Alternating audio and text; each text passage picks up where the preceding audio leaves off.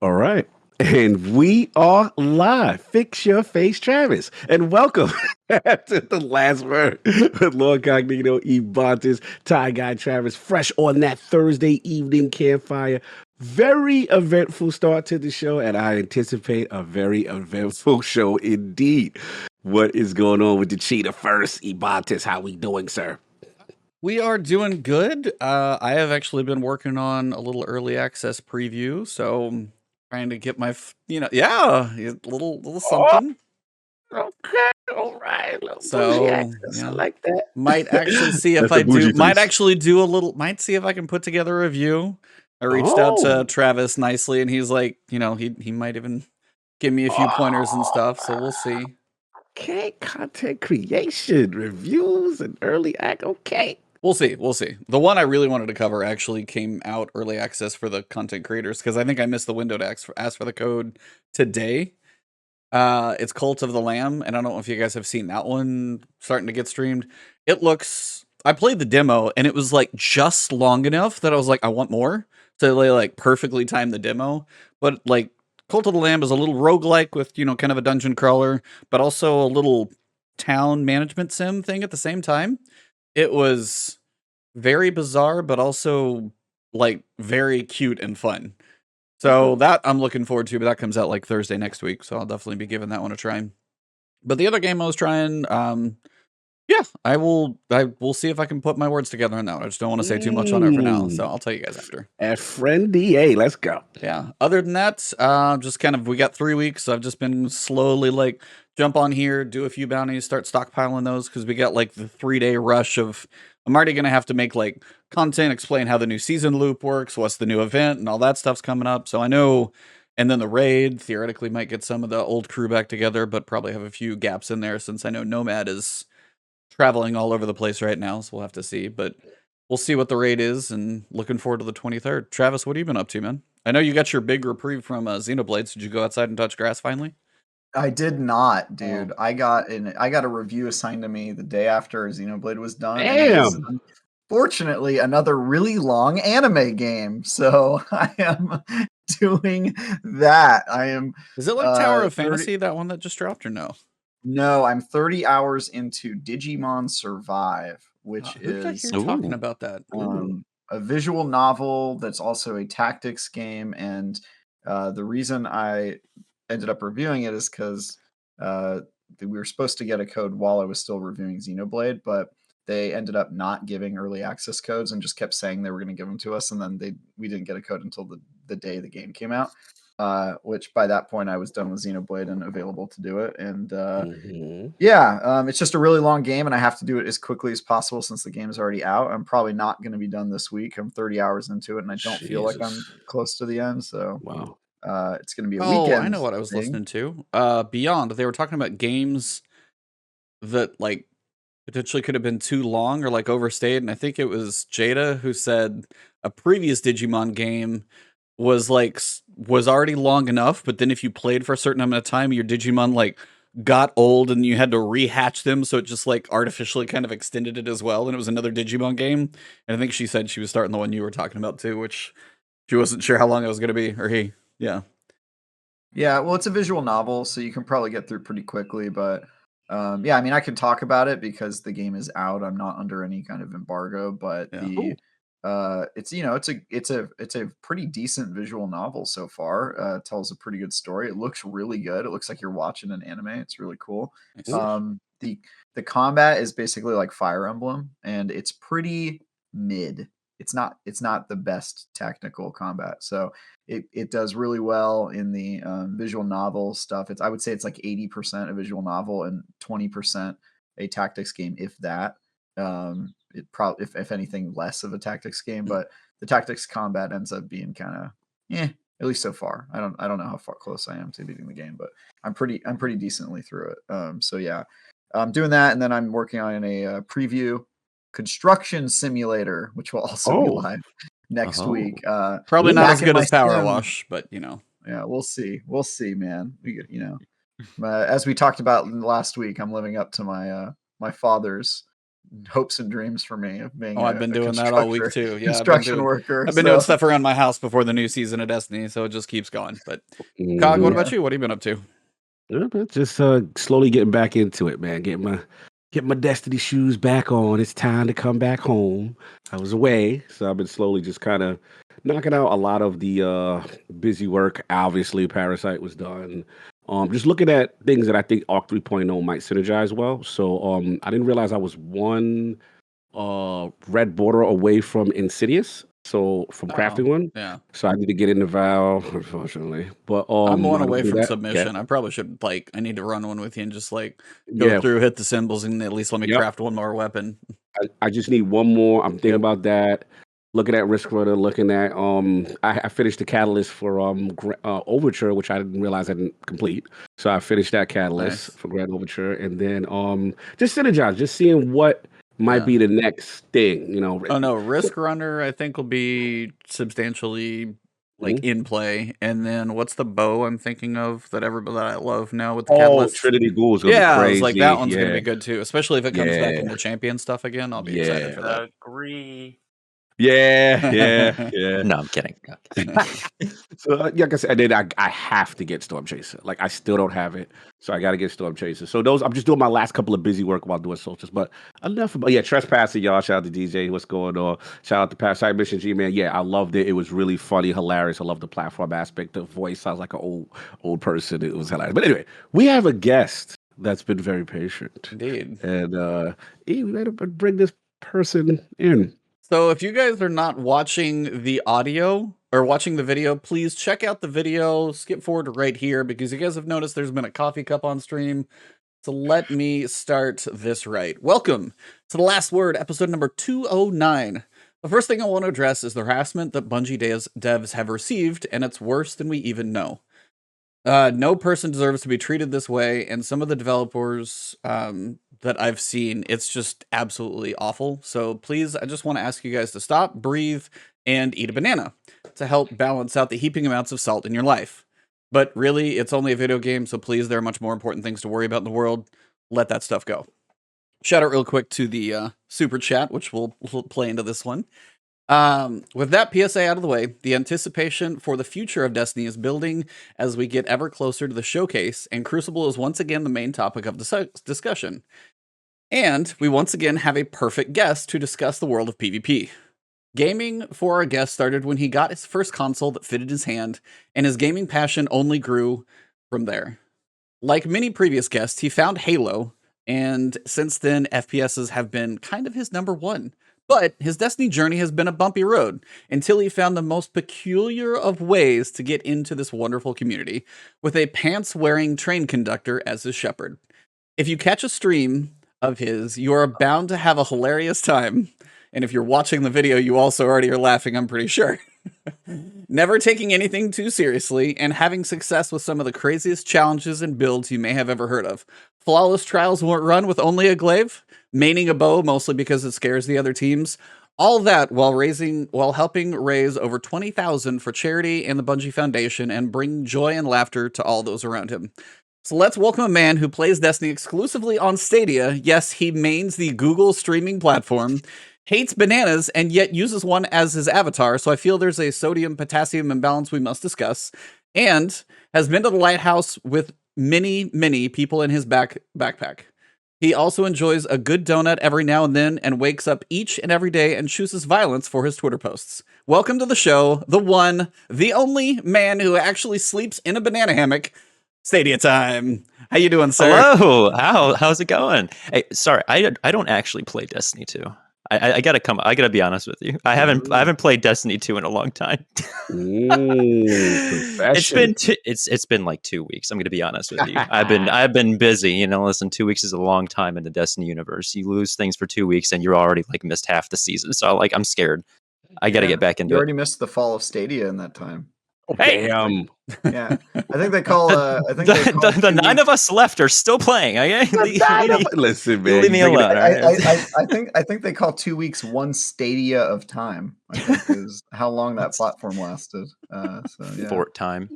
You know, it's still living. You know, It might be on its last legs or something. I don't know. There was like a whole thing that happened like the past weekend where everyone was like, Stadia's finally shutting down. And you hear that like every single month for like the past 3 Yeah. years. And I'm like, yeah, I mean, if it does, oh well, but like we're still alive. So, For you know, sure. we're having a good time. Isn't it actually shutting down though? Like No. there's a rumor about it. That's right. No, Google legitimately had to make like an announcement and say like, guys, like we're not shutting down. What the hell? Cool. You know? So yeah, it's still living. I enjoyed my time with it. Yeah, no, it was listen, Stadia was the number one reason that I even got introduced to any of this stuff, right? And I got introduced to so many content creators just because of Stadia, you know, and just a few chance meetups all of a sudden, which we can get into a little bit later about like trials and the cheaters and like all that fun stuff. I love Go how ahead. while you shift, your banana arms are kind of doing the whatever, you know. Oh, this is hilarious to watch. Yes. Cog, would you like to lead off getting to know our banana guest? So much to know. So we'll start with game history. I saw some things in the history that really piqued my interest, and I just want to know, like, from your standpoint, what was actually the first thing? I know we're going to get to Destiny and get to everything else, but like, what are those first things that gravitated you towards video games in general? Oh gosh, well, the first video game that I ever got was Pokemon Emerald on the Game Boy. And it just felt like a really nice release. You know, that's the most things with every single game. You know, regardless if you're playing Dark Souls 3 and you're like ripping your hair out and having a horrible time until you finally beat the boss 70 times. Don't ask me. I definitely don't know that. Or you're playing like something like, I don't know, like Candy Crush, whatever, right? They're just things, they're little distractions out of your day, but you can really get into them. And Pokemon, it really gave me that kind of outlet back at the time to really just be able to sit down and just enjoy it and listen to the music that they had at the time. And I loved it. And since then I got, I got a Game Boy and I got all these other games on there, or not a Game Boy, sorry, GameCube, same thing. Nice. And then moved to PS1 and then PS2. And then what we said earlier about Halo, when Xbox One came out and the original Halo came out, that immediately, that game sold me on first person shooters from the get-go. Right away, I started only really wanting to play those games because being able to put yourself in the perspective of that character, because it's in first person, it feels a little bit more personable. It feels like you're there. And that's what I really, really enjoyed about it. And so, then things progressed and, Black Ops 1 came out. And that was really the first actual multiplayer game that I really played. That was first person shooter. And something about... Yeah, seriously, beautiful game. And something about going against other players with... how do you put this? Like with the mindset of I'm putting my skills against your skills and who can aim at the head and point faster and more accurate, right? Like that was always a really exciting thing to do. And so that's from there on, because of Black Ops 1, Halo got me into first person shooters, but Black Ops 1 got me into first person multiplayer shooters. And, then Destiny ended up coming out. And before it came out, actually, those remember that gameplay trailer they showed in the first opening with the one fallen captain or so? And they had, I think, what was it, Thunderlord? Yes, Thunderlord. And then there was a sniper rifle, the one where you aim down sights and it made you invisible. Do you remember what the name of that one was? Patience in Time. Yeah, Patience in Time. Seeing that trailer just unlocked some hidden part inside of me where I was like, magic, first person, loot, guns, enemies. I love it. It was fantastic. I was so just entranced by it. And then seeing the concept art, I brought up in the listing there that there was this one very specific concept art, and that's the reason why every single one of my characters are exo.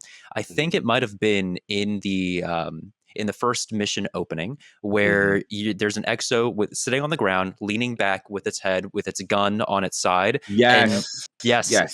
That was supposed to be Rasputin. Oh, really? Yeah. I'm learning things still. That image, for some reason, just kind of gave me a vibe of what that game was supposed to feel like. Especially the opening where you see the fallen crush the skull of the skeleton that's in the car, and you start inside there and you go through. And looking back, Destiny 1, my goodness, like it was such a fantastic experience to having played that game. Reminded me so much of Halo. Came from the same developers, but I mean, same, different, same, but different. It just sold me from there. I did have a few life stuff that did come up at some point, and I did have to stop playing the game. And then, if I'm not talking too much, I could get into how I got into Destiny 2. No, right before you do that, we go. Oh, yeah, go ahead. I do have to ask Yeah, because go ahead. your history is very similar to mine as Mhm. far as FPS and for Halo. Obviously, the feel of the gunplay, the music, the story, first person on console. It was just a thing. It was an event, right? But it's funny what you said because I didn't. Now I look back at it, I'm trying to figure out what was it about Call of Duty that made me betray Halo for a while, and it was that competitive aspect, including the 60 FPS, including Black Ops Mhm. with prestiging in the competition and that constant chase, right? For okay, Yes. if I get this and I unlock this, and then you saw other people in the lobby, their things that they had, it showed their prestige and whatever. It was a Mhm. thing, right? So it's funny you say that because that literally drew me into it, and then obviously Destiny, very similar background with me and you in that sense because it was the wonder of Destiny. It was just like, wow, what is this game? It seems massive, and you see the concept art and all this other stuff. So it's funny you said that because we kind of have similar histories in our FPS stuff like that. But I will open it back up to E because I know we got to get into the meat Travis? of Destiny and Travis. I did the I big want to intro, hear so how he Travis got is into next. Destiny. Yeah. I just want to hear that story. I before he does though, I just have to say, I've never seen a banana be so passionate, and the more animated he gets, the Oh, I more know, it is more like amazing. the more facial expressions where he's just like, "Oh my god, loot!" and his Oh eyes get no, big. I'm yeah. just When like, when you were this like is the loot most- enemies and the eyes went wide, I was like, Yeah, please, yeah. guys, if you catch this on video, go watch like some of this, or catch it on audio. Go find the video because the banana sitting in a coffee cup that's expressive and wide eyed, and it's amazing. Yeah. is- Anyway, I want to hear how you got into Destiny. You emphatic banana. Oh, thank you. God, you're so cute. Well, I was going to say, first of all, I wanted to say in Halo, in multiplayer, you didn't get to actually make loadouts, correct? If I remember correctly? That was correct. Like all the Yeah, Halo games, you correct. never got to make loadouts. That Yeah, actually I wanted to bring up with Black Ops 1, the reason why I got into it so much was you could make a loadout, right? And I think that's why with Destiny, with its PvP, I know Destiny's PvP might not be the most competitive thing compared to other games, but there's still a competitiveness to it for the people who play it, right?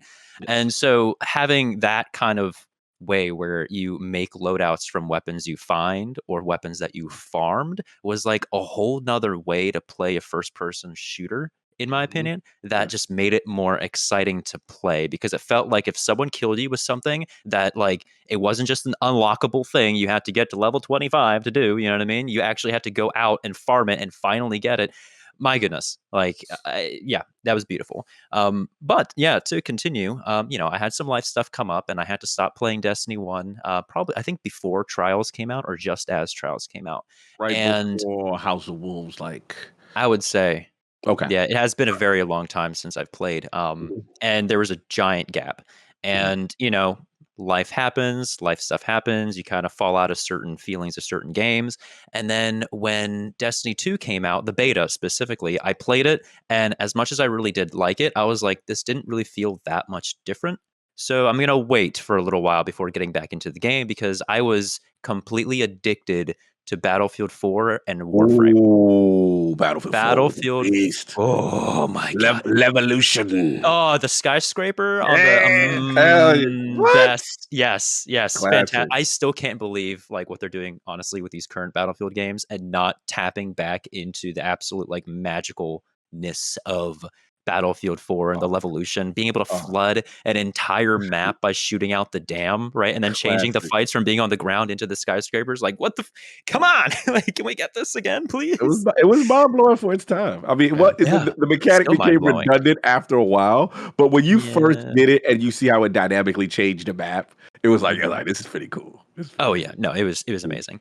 But yeah, I got so into Warframe as well. It was a very grindy game, but like, oh, beautiful. Mm-hmm. And then Stadia was announced from Google. Yeah. And when I heard, I'm very big into tech. I love technology. I think technology is crazy. And when Google was like, "Hey, by the way, we're going to come out with a way to stream your games over the cloud, so any screen that you have, as long as you have a decent internet connection to it, you'll be able to play games." And I was like, "Huh, seems a little bit too good to be true." But I'm gonna put my money forward. I'm going to pre-order it, and I'm going to be a founder for it because I really think this is something that's really cool that could happen.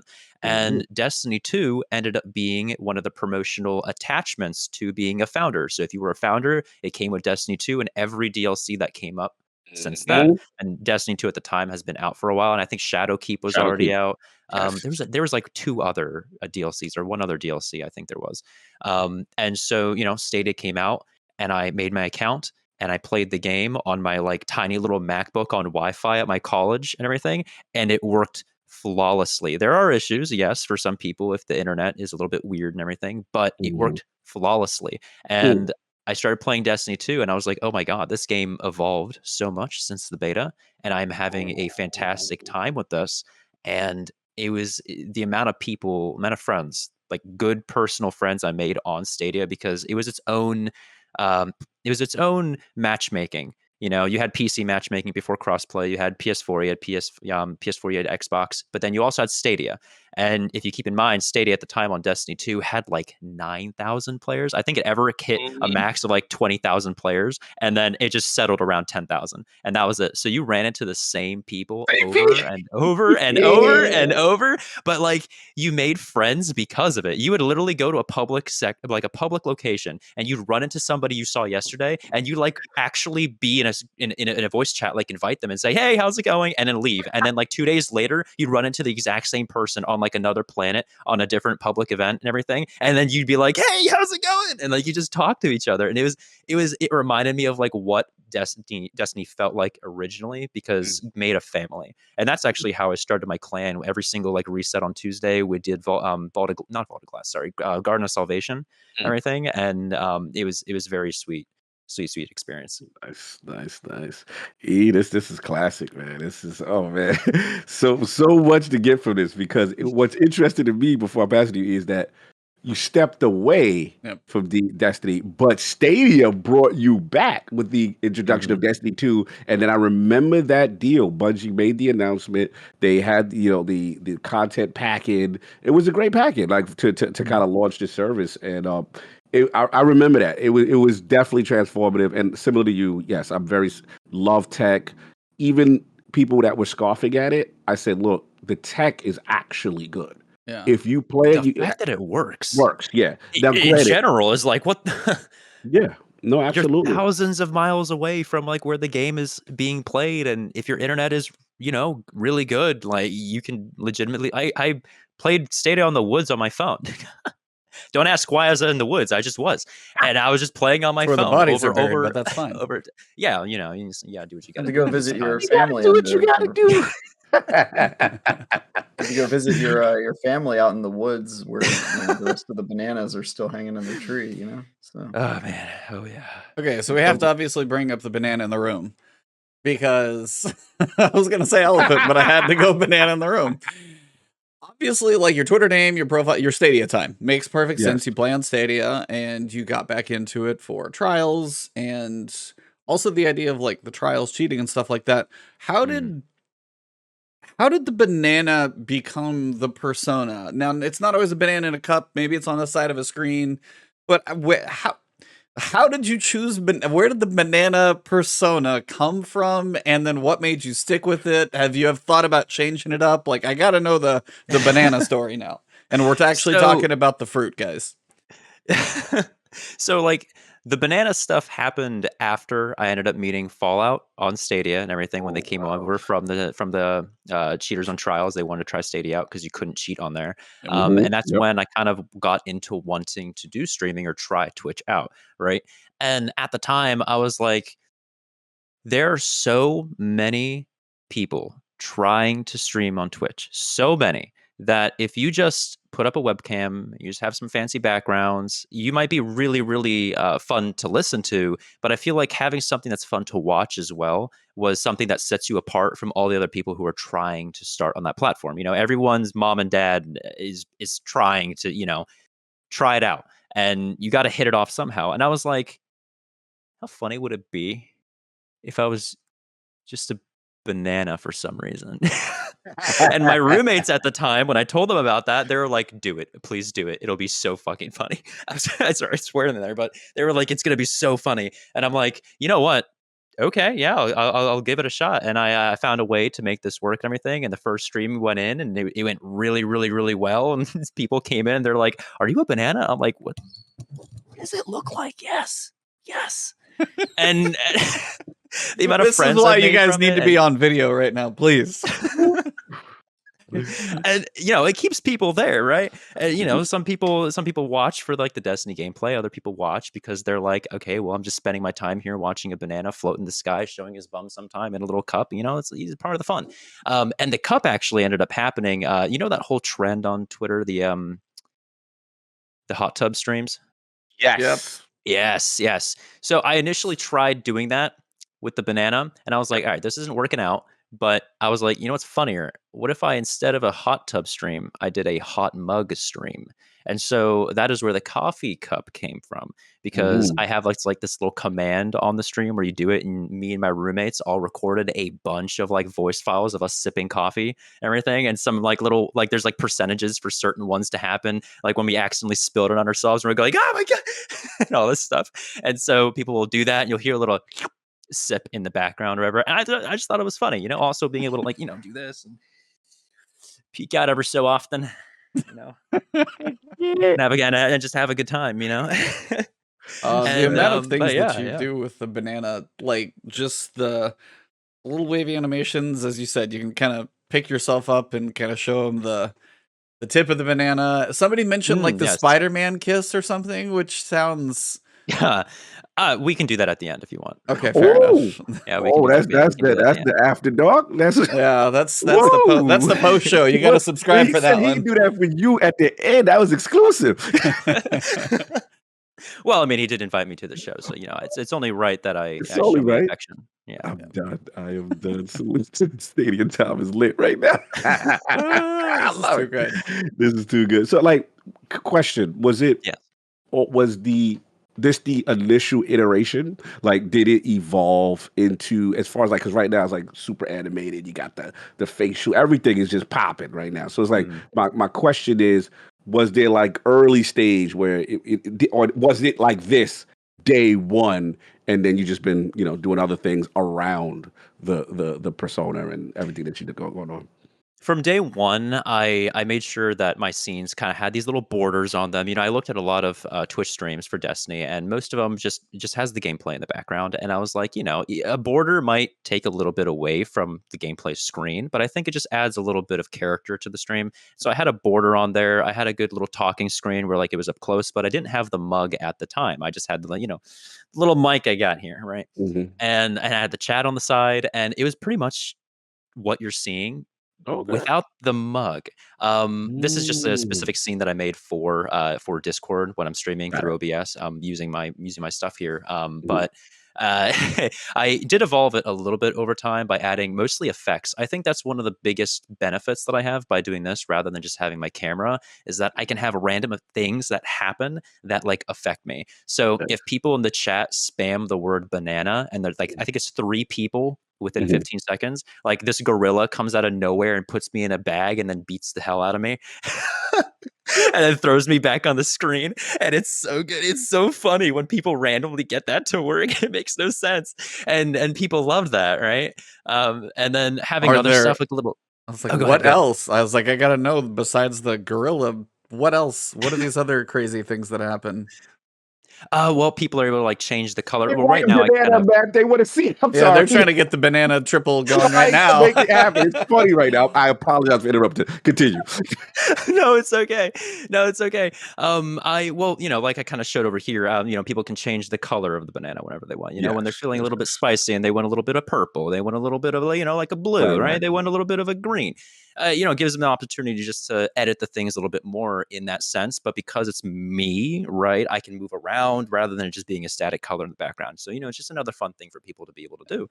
And there's like a little disco effect where when we got their trials tickets, this disco ball would come down from the top. And then like the lights would start flashing in here and everything. And I just started like fucking dancing, just having fun. And it was just funny. It was a good time. And then at some point, I was like, you know what I want to do? I want to do custom transitions and stream start transitions. So what I ended up doing was, you know that thing in SpongeBob where it was like the burger really far back, and the guy's like introducing like da da da da da da da da da da da. Yeah. So I changed it. So it's the mug that slowly starts to get bigger and bigger and bigger and bigger until it like fills up the screen, and then it's like introducing and then swaps to the other screen. And it's just little things you can do like with this that I just thought makes the stream just so much fun to be able to watch. And then also the anime transition. I can probably show you guys that a little bit later, but Okay. the anime transition is Anime intro. top notch. No doubt. It's top notch. So, I was gonna say, and I was like, "Are we still in the banana? Or are we going back?" I was gonna go back to Destiny. Is that? Oh Yeah, yeah, I- yeah, we can. now? Yeah, we can go back to Destiny if you want to. I mean, I don't care. Yeah, It's fine. because I got to have more follow up. things. Yeah, with this Okay, Destiny yeah. too. No, so I Yeah. wanted to kind of ask you. Obviously, you've been to the lighthouse many times. You've helped people and things like that. That's kind of one of those things that you enjoy doing. But the idea is, some of the stuff you do in trials is. If I went against you, I would probably just like quit trials for the day sometimes because of the fact that you do like, hey, it's triple glaives and we're still going to go flawless to the lighthouse. And it's like stuff like that you've done. And the fact that you like main bow, which I think only Mercules is the other one who probably does that. But like, there's not a lot, there's a lot. So are you like intentionally anti-meta or just like trying to find some of the weirdest things and still make them work? Or what's the intentionality behind your kind of loadout choices that you do now? So in most games that I've played, PvP games specifically, I've always kind of been the like you said, the anti-meta, using things that aren't normally used. And I don't know if that's like a weird pride thing, like, oh man, I hate getting killed by this gun. I'm never gonna use this gun, right? Or I don't know if it's just like I want to be able to get so good with this weapon that everyone kind of memes on and said is not that great of a weapon. And then people go like, holy crap, is this thing actually that good? Right. And so, back in real quick in like Battlefield 4, do you remember how the Phantom bow in that game? Yes. You have to do so many convoluted things to get a bow in like a game that's supposed to be realistic shooting and everything. And it was the worst weapon in the game. And I made it my number one weapon used. And there's just something fun about it. And so when I additionally heard Destiny 2 had bows, I was like, yes, please. I want to give it to me. And I got a few bows, and I cannot wait to talk about a certain bow and a certain role on that bow that people really need to get into because my goodness, she is nasty. No doubt. Yeah, I was gonna ask you about like just in general. One thing that really caught my eye was Warlock love and a specific subclass of Warlock that I think I agree with you that doesn't get the proper respect. Talk about that Shade Binder. Talk about that Stasis is the future. Throw out a couple of double turrets. What's the gloves names with the old Omnicrassy? I can't pronounce it. Whatever. Osmo. Yeah. You got it. Like, so tell me, like, that Shade Binder, man. How did that start in your appreciation for that class? Well, if I remember correctly, Shade Binder came out, and at the time, the melee was admittingly disgusting. Traveling so fast, having an insane AoE on the thing, freezing for 4 seconds. We gotta have something. We gotta have something. We have to have something. And I have to. Yeah, you had plenty. Yeah. Stasis was clearly the best. Continue. Yeah. It was crazy. It was insane. It was honestly insane. And then they got a little bit of a tuning, and all of a sudden, the Shadebinder usage just poof dropped, gone. And I barely see it anymore. And I started. Like I said, I do trials carries. At least I haven't been able to do it lately because college ended and I came back home and now I'm looking for a job. I got a job actually and I got to move by the end of the month. So I haven't been able to stream very much anymore, but I would always do trials carries every Friday and Saturday. I started on Stadia, and then when Crossplay came out, I did it on PC and Xbox, even a while on Stadia, kind of as a little, hey, look, Stadia might be made fun of, but I can still carry people even on PC. Right. So it's kind of like it's one of those things where you just feel good when you manage to make it work when people meme on the platform, And I tried so many different builds on all the characters. And the one character I kept on coming back to, the one subclass, was constantly Shadebinder. And it's because of a specific aspect that I swear to God, nobody uses. Which one? Like Frost Pulse. Frost Pulse, baby. Let's go. Frost Pulse. Don't get close to me. Nope. It's a personal shotgun that guarantees a kill, baby. And Yes. I cannot stress enough how much people need to stop for a moment, wait a minute, get on Shadebinder, put on that aspect, go to PvP, and have a gosh darn amazing time. Because you press that rift button when you know someone's pushing you real quick on that radar, you freeze them, you melee, dead. Right? You got the little tracking bolts that go after you kill a frozen player. Grab another one, melee, dead. Supers, freeze them, hit them with something else, with team shot, melee, dead. It's such a great anti-ape. Yes, anti-ape. Yeah, that's a good point. Yeah, good point. And for pushing, actually. I think the video I did with Patty Cakes, he has the clip in the background, but the way that I use Frost Pulse very specifically is I use it as a team wipe potential. And by that, I mean, if we get someone down and there's a ghost and the ghost is just right there, and I know the enemy's about to revive that ghost, you know how you can do the slide into your barricade or rift? So what I do is I stick around a corner while crouched, so I'm off the radar. They start that revive on the ghost, and as I'm sprinting towards them, I slide and I do the freeze. And then when they revive somebody, they both get frozen, and that allows me to melee the person who got revived, shatter them, and it instant kills both of them. And if all three people are within 3 meters of each other, instant team wipe. And there is a clip on Patty's video that he did post, I think 2 days ago or so, if you ever look at that interview that I did with him. And it is insane. It is insane. It really is. And That's people sick. really need to put some time into using it. That's sick, bro. Wow. Didn't even know about that. Shout out to Patty Cakes. Attaboys. Salute. That's crazy. Fantastic guy. I had to get Ultra Warlock discount. love off of that one because I see he shared that. Well, Travis, you got anything else for the banana in a cup? Or shall Honestly, we see what's going? I feel like I'm just a viewer today. I'm just enjoying Yeah, like to see Travis completely like you know what this is not normal Travis. You have transformed. He doesn't know how to He doesn't watch. He's always like you're trying to get all of his words in, and like everything. into the head of Travis is just like, what am I watching? Yeah, I'm literally just aghast at what's happening. I'm like, today I'm just a commenter. Salute. What's going on in this game? Yeah, no, it was like before we get there, I wanted to ask, do you have a quick couple of questions? Which raid would you like to see in season 18? Good one. I would say the one raid that I'm really excited for. Now, I never got a chance to do, what was the Siva based raid? Oh, you did Wrath. Wrath of the I Machine. never did Wrath. Wrath. I would like to see Wrath come back just so I would get the experience of doing Wrath. But what I'm thinking about them, King's Fall with Oryx, that raid unlocked a part of me that I swear I still carry with me. The whole campaign, the introduction of him, the raid opening where this giant Titan-sized winged creature flies out in space and everything, grabs the edge, and he's like, "You little shits, I'm gonna kill you!" Right? I loved it. I thought it was amazing, and God, my goodness, it was beautiful. That's one I really want to see back. I would love to see Wrath just because I've never done it before and I want to do it. But honestly, King's Fall, please give me it now. Classic. Do you have a top exotic weapon or two currently that are like favorites for you?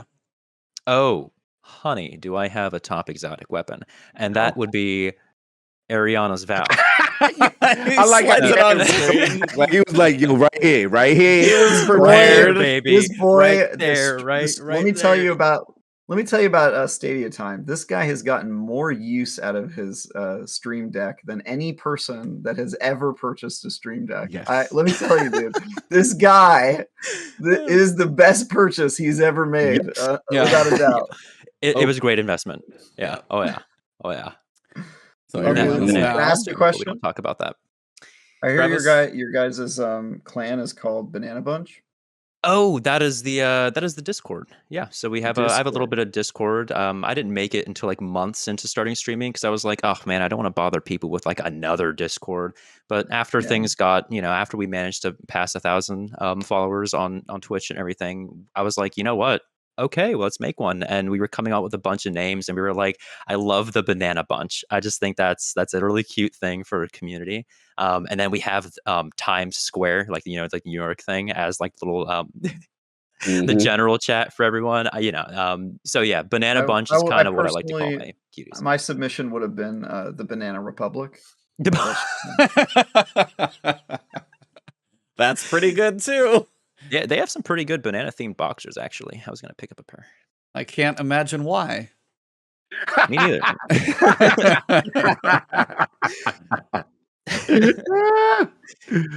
Banana Bunch, Banana Republic. Yeah, I'd say those are both pretty solid. Those are solid.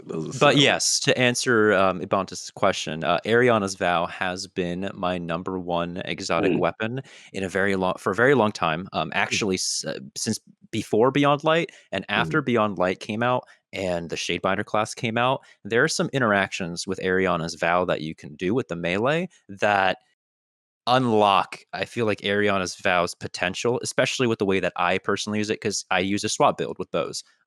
And when you swap from a bow to Ariana's, you're basically getting max range 2-shot bodies on the first hit, because Death at First Glance only activates if you when you aim down sights for that first body shot, it goes away unless it's a headshot. So there's a lot of fun things you can do with it. But with Shadebinder, a lot of people don't know, at least I haven't seen anyone else try this or ever do this, but the melee from Shadebinder, when it hits somebody, it does 30 damage, right?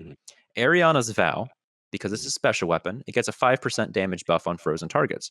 And when you have Death at First Glance active and you're aiming down sight, it buffs the damage on a frozen target to 176. So guaranteed if kill. you hit someone, so if you hit someone with that freeze melee and they're frozen, they can't go anywhere. You hit them once in the head, they shatter, they're dead, transfers over to the next person from the little crystals that look for another player, and you get another free kill.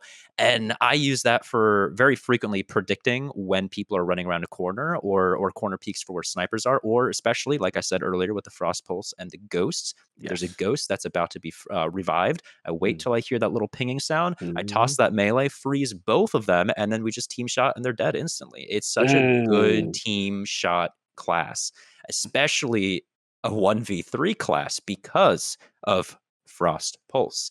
Because people normally in a 1v3, those 3 people are like, there's one person, just rush them. Just go for it. Just go for it quick. Nah, honey, not if I got a Frost Pulse, because I hide around the wall, I time it, I watch that radar, throw it down, freeze 2 people, melee, shatter them both, go for the third one, Swashbuckler, boom, headshot, dead. Easy. And I love it. And I love it quite a bit. That's fire. I like how you think it as a great defensive maneuver. Defensive and offensive, actually. Offensive is the biggest thing. Like, people think Frost Pulse, okay, just use it as a stationary, they're going to come to you. No, you go to them. No, you go to them. They're behind that corner. Baby, you just do a slide rift into a freeze, you freeze them both, they're dead. That's it. They're done, Fire. Travis? I'm assuming slide shot as a part of your builds, and that was it. I was going to ask that last question. Slide shot as a perk, is that something that you kind of synergize with it? No. Okay, just curious. No, continue, Travis. No, Travis. Since we do have a show, we have a long running segment, and the segment is called "Let's Help Ibantis." It is for the people who play Destiny who have a less than savory KDA in the Crucible and are looking to get good, if you will. And so we have people who are PvP mains come on the show and give us their top tip for getting good at Crucible. And who better than to give a tip than someone with so much appeal? God, I can't love you enough. I mean, he separates himself from the bunch. You know what I mean, guys? Judge. It's really important. So before you have to split, you're gonna make him. Oh my god! You're gonna make him blush over here. He's gonna turn different colors on us again. I mean, you keep on complimenting me too much, I'm gonna have to steal you. Yeah. So if he, he's got a pirate hat. If he, I'm gonna plunder that booty. Noise. If he wanted to get good at Crucible, Mhm. what would he have to do? What would you? Could you draw him up a plan, Tane? You see, the lovely thing I find about Destiny is PvE is your PvP trainer. Simple as that, right? I mean, if you have friends who can give the time to be able to go into a private lobby and practice a few things, and I'll get into what people really should practice, but PvE is just an absolutely lovely way to be able to go in there and relax, but specifically aim to train for PvP. In that sense, you always aim for headshots. You look at where your positioning is. You're going to look like an asshole running Lake of Shadows like you're doing Trials Round 7, but when you get into Trials Round 7, you're going to know a little bit more about where you are in your surroundings, if that makes sense. And so I always say, like, if someone wants to start out in PvP, let's be honest, Destiny can be it might be very forgiving in a sense with like the aim assist and the bullet magnetism. But because everybody has that, when the really good players have that too, they're really, really good players. And so when a new player tries to start PvP and they're just getting absolutely like mowed down by all these players, they need a safe place that they can go into where they can practice, which is why I'm happy that Bungie did say something about implementing a soft skill-based matchmaking, because it does allow those players to only match against newer players initially until they get a little bit better at a time and be able to handle those situations. But I always say, yeah, just do a bunch of strikes, right? Do your quest stuff, but then do a bunch of strikes and treat those strikes, those PvE matches, like they're PvP. And don't go for just, I'm just going to kill this thing real quickly with body shots. Like, you, very specifically, you want to get good with a sniper, only aim for headshots. Only aim for headshots, because that'll train. It'll like, you'll build that muscle memory to be able to aim for that zone that you need that crit at. And I know PvE hitboxes are different from PvP, but it's a very nice casual way to just practice your aim throughout the day without having that struggling, suffocating feeling of like, my goodness, like I'm doing terrible. I'm getting killed constantly. My team's getting killed constantly. They're probably angry at me. And it's a nice place. And, you know, as you get better, you go into control. And one of the biggest things people really, I feel like, mess around with is their positioning, where they are on the map, right? Corners are seriously your best friend. Having a side to be able to dip back into when you're caught in a bad location is very important to know where you are on the map. You don't even need to know the map. You just need to know, I'm next to a wall.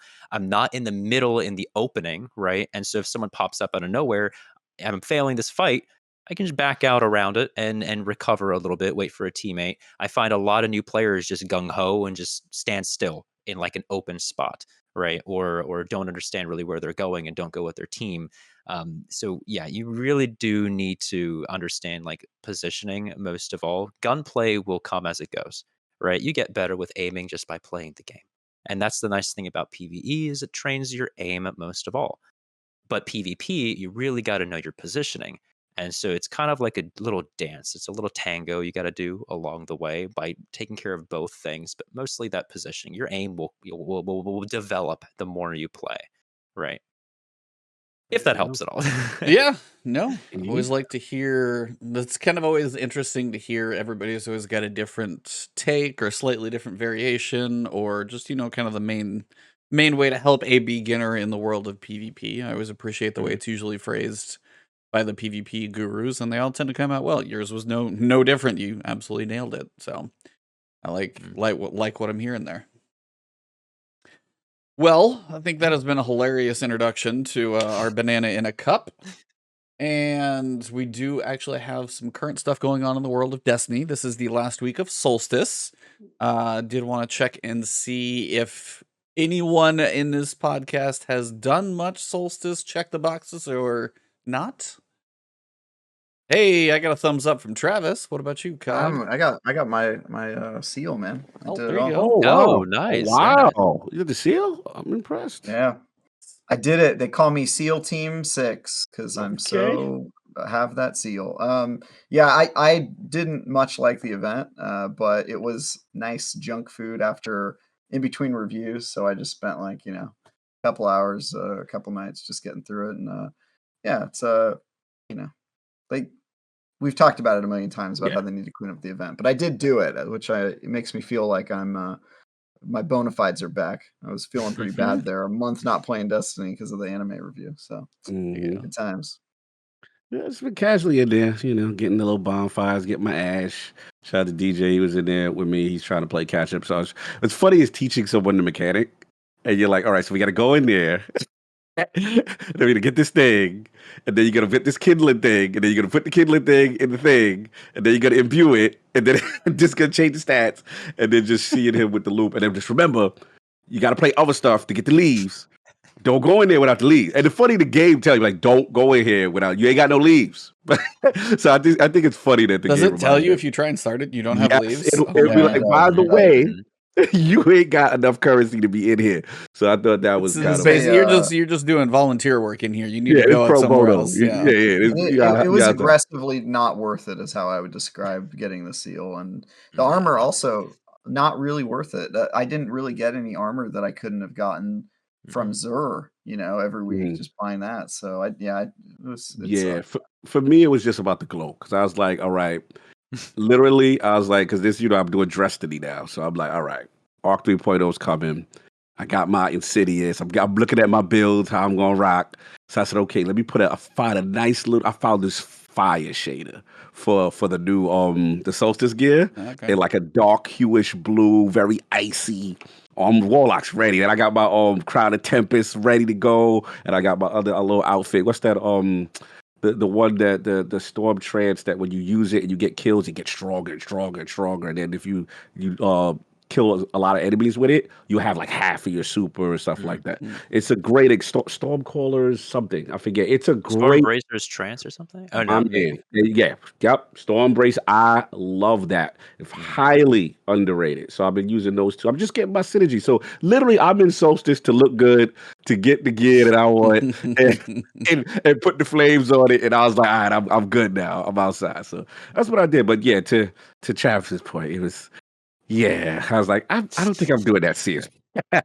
And you know what it was too that de-incentivized me was I usually like the Solstice shirt, and I was like, this shit. The bright orange one. That shirt Yeah, I was like, I ain't don't know it. if this skin tone and bright orange is working. I So I can't was be out like, here it may looking not like be a the best. tangerine on this right here. Like, nah, was it? DJ just said it looked good because he's committed because he's got every other Solstice No. shirt. He knows it doesn't Because look good. It's because but he's a dusty white guy with no style taste. That's his problem. Yeah. That's he his might need to problem. chill. Oh yeah, no, it's like I joked. I even Terrible. showed the shirt to my wife, and I was like, I don't really know if that works. And I was like, I could get the tank top. She's like, do it. You gonna get the tank top? See, it would just fall He off wants- right off of he me. wants So to it's see not the like meat, I Yeah, dog. you don't have Oh, the shoulders. meat boxes Yeah. out? I don't have an opinion. Hey, we got our serving of fruit here. We need a serving of beef too. Yeah, we got Oh the my meat God, box. You yeah. gonna put I'll get my it on? spaghetti strap tank top on and get booted off Yeah. off stream or something in here. So No, You gotta good. wear the cutoff, baby. Let's go. Yeah. Sun's out, Spaghetti guns out. strap, tank Oh, let me see that top, midriff, baby. Yeah, midriff out, tramp stamp The visible. midriff. Yeah. Even a midriff would be hilarious. I ain't gonna front. That'd be hilarious. yeah, I'm not ordering the shirt either. I showed But you yeah, in the Hollywood. thing that I saw, because I saw Scarrow tweet about this, is this week, the final week, they fix the double and triple progression for your alternate characters. This is like this is the weirdest timing, unfortunately, because if it would have been in the second week, like week 2, more people would probably have been like, okay, I went to. But if you get 2 weeks into the event, people are like, all right, I'm going to either grind it out and it's just going to suck, or I'm just not going to do it. Now it's like kind of too little too late, but also a slap into the face of the people who did it. It's this weird timing thing. So I wasn't excited to see that was supposed to be a thing. And then now it's 2 weeks into the event. So in the final week, you get the bonus progression. I don't know, but they didn't also say it was coming. So I don't know if it was like they didn't know if they were going to get it fixed or not. So it just was, the weird timing I just didn't love. And it's either like, or if people were like on the fence, do you really think they're going to come back in the final week? I don't know.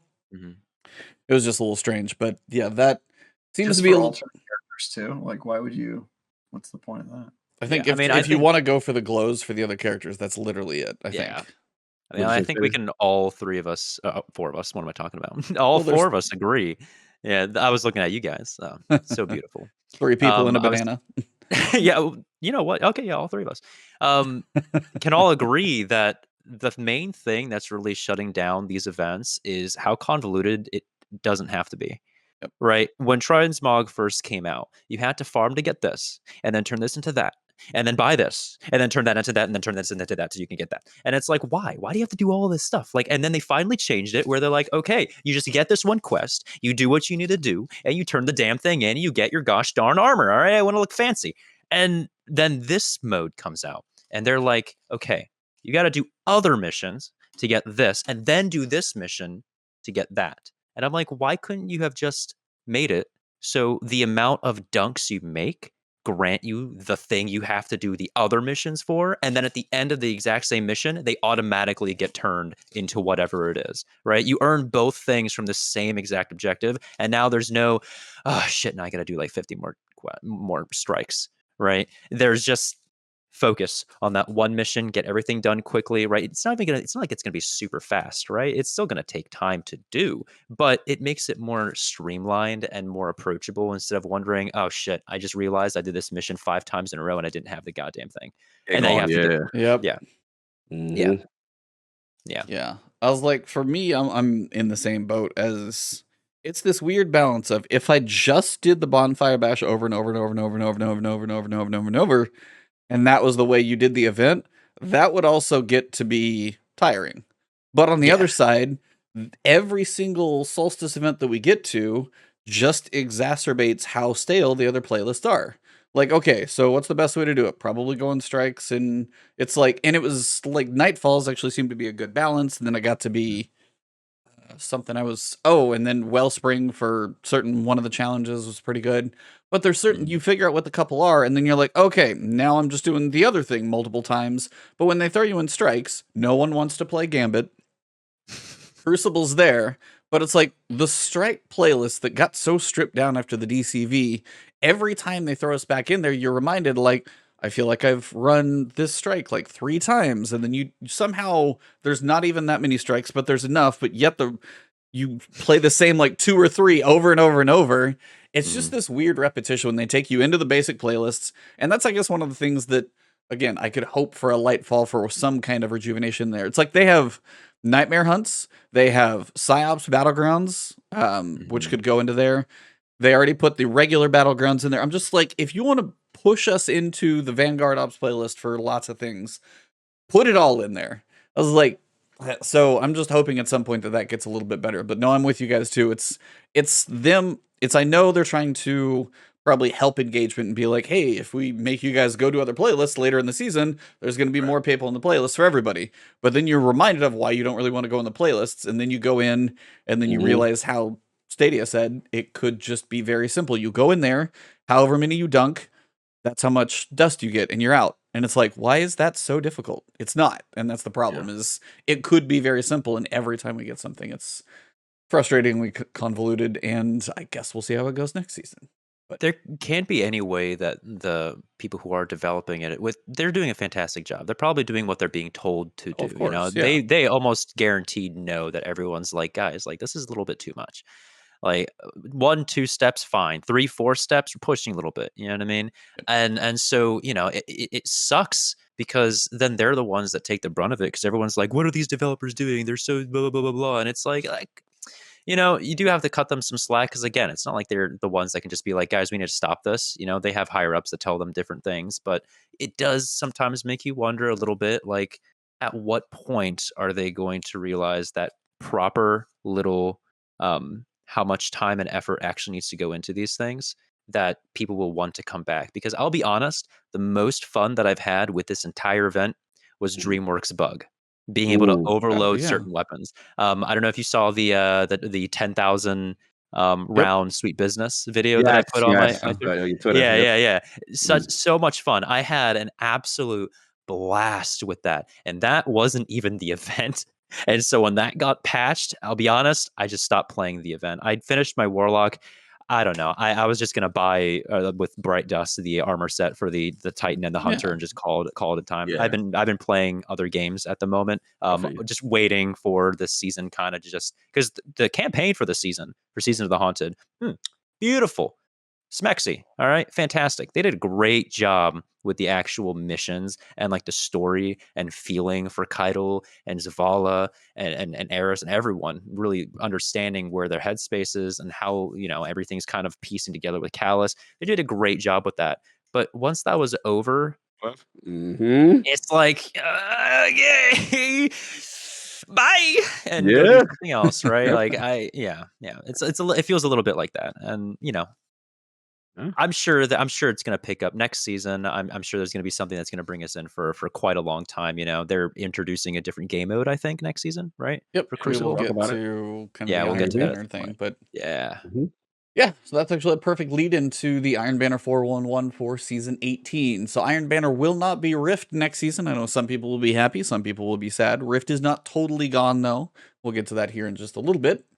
But basically they said the core vision started as a conversation like, what if when you went on kill streaks, Saladin shouted, "He's on fire," or he shouted, "Boom shakalaka," and all the chaos went from there.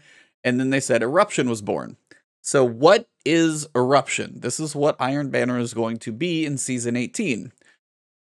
Eruption is Clash with energy boost based on kill streaks. So it was affectionately called Streak Mayhem internally before we gave it a real name. During Eruption, killing your opponent scores 1 point and a normal amount of energy. After that, when you get a second elimination in a row, so we're literally getting to like Call of Duty kill streaks, you start lightly glowing. This is like kill number 2. You start generating 10% super, or kills start generating 10% super and 20% for all your abilities. So theoretically, if you get 6 kills, you're probably going to refill your abilities and then half of your super, and your score is 3 points per kill instead of 1. So it's going to be huge for streaks.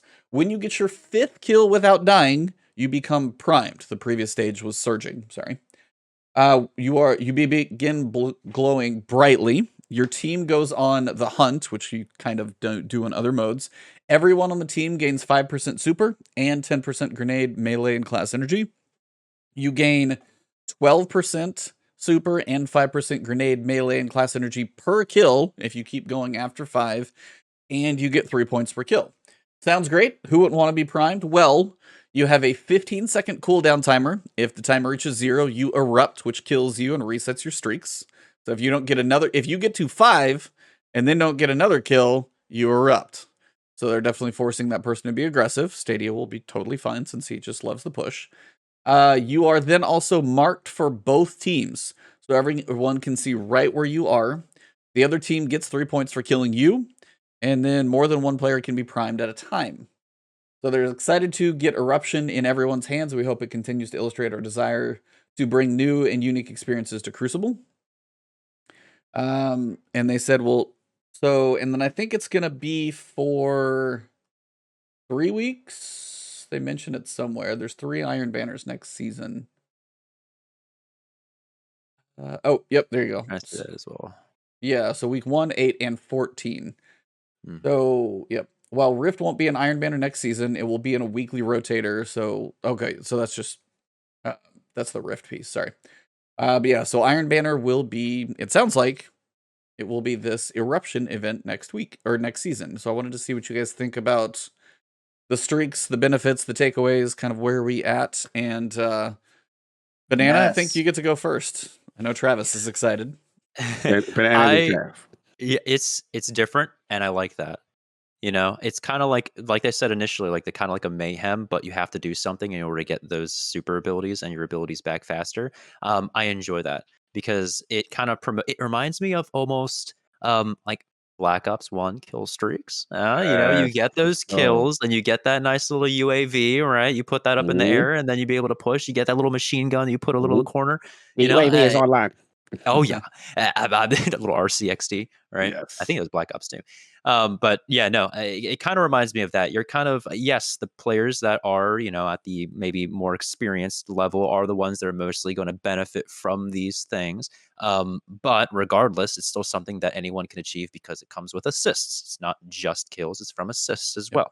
And I think it's going to be fun. That worry on the back of your head of, oh my God, I only have 15 seconds before I die. And you got to like go to find like somebody else to be able to survive. I think that's going to be a fun little rush. I think that's going to be a fun rush. Travis? Rev. I don't even really care if the mode is good or not. I'm just glad that they're trying new things. Yeah. Honestly, they needed to try new things for so long, and actually, this makes me super happy that I did not do the Iron Lord seal this. You get it to do it doing okay. Because now I get to do it during a new mode that isn't busted as all hell. So yeah, I played a little bit of Iron Banner, with Rift, and didn't really like some of the changes they made, but I do like Rift generally, but it didn't kind of stick with me. So I'm excited to push through on this mode and get Iron Lord next season. But yeah, I'm super stoked about this, man. Like, they should try new stuff. Honestly, my one concern about this is that it's too mild. I like that they're doing some stuff, but it's sort of just like, a tweak on a mode, and I kind of want them to just go crazy and try like completely new stuff and just be goofy. But that's just my pessimistic brain that's saying it's never going to be competitive, so might as well make it silly. But yeah, I'm very excited to try this.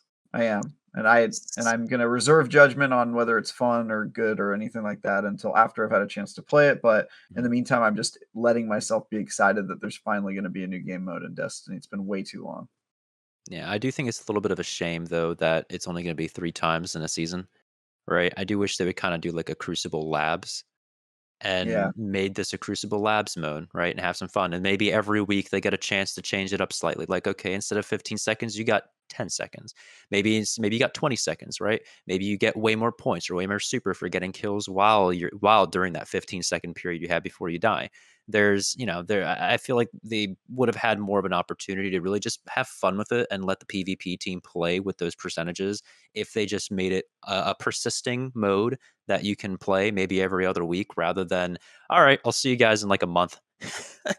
Yeah, right. I don't know. I guess that's the way I see it with it. I love it. I do like the difference, but they mention that too, and they say one of the things we learned with Rift in this current season is if we have a brand new mode like the most recent iteration of Rift, introducing it to everyone in a high focus environment first highlights inevitable issues that any multiplayer game has. Instead, we are going to be moving forward with the zone control plan, introducing it as low pressure Crucible Labs first to make sure it performs as intended in a real world setting. Then and only then do we bring the new Iron Banner or the new mode to Iron Banner, albeit with unique twist.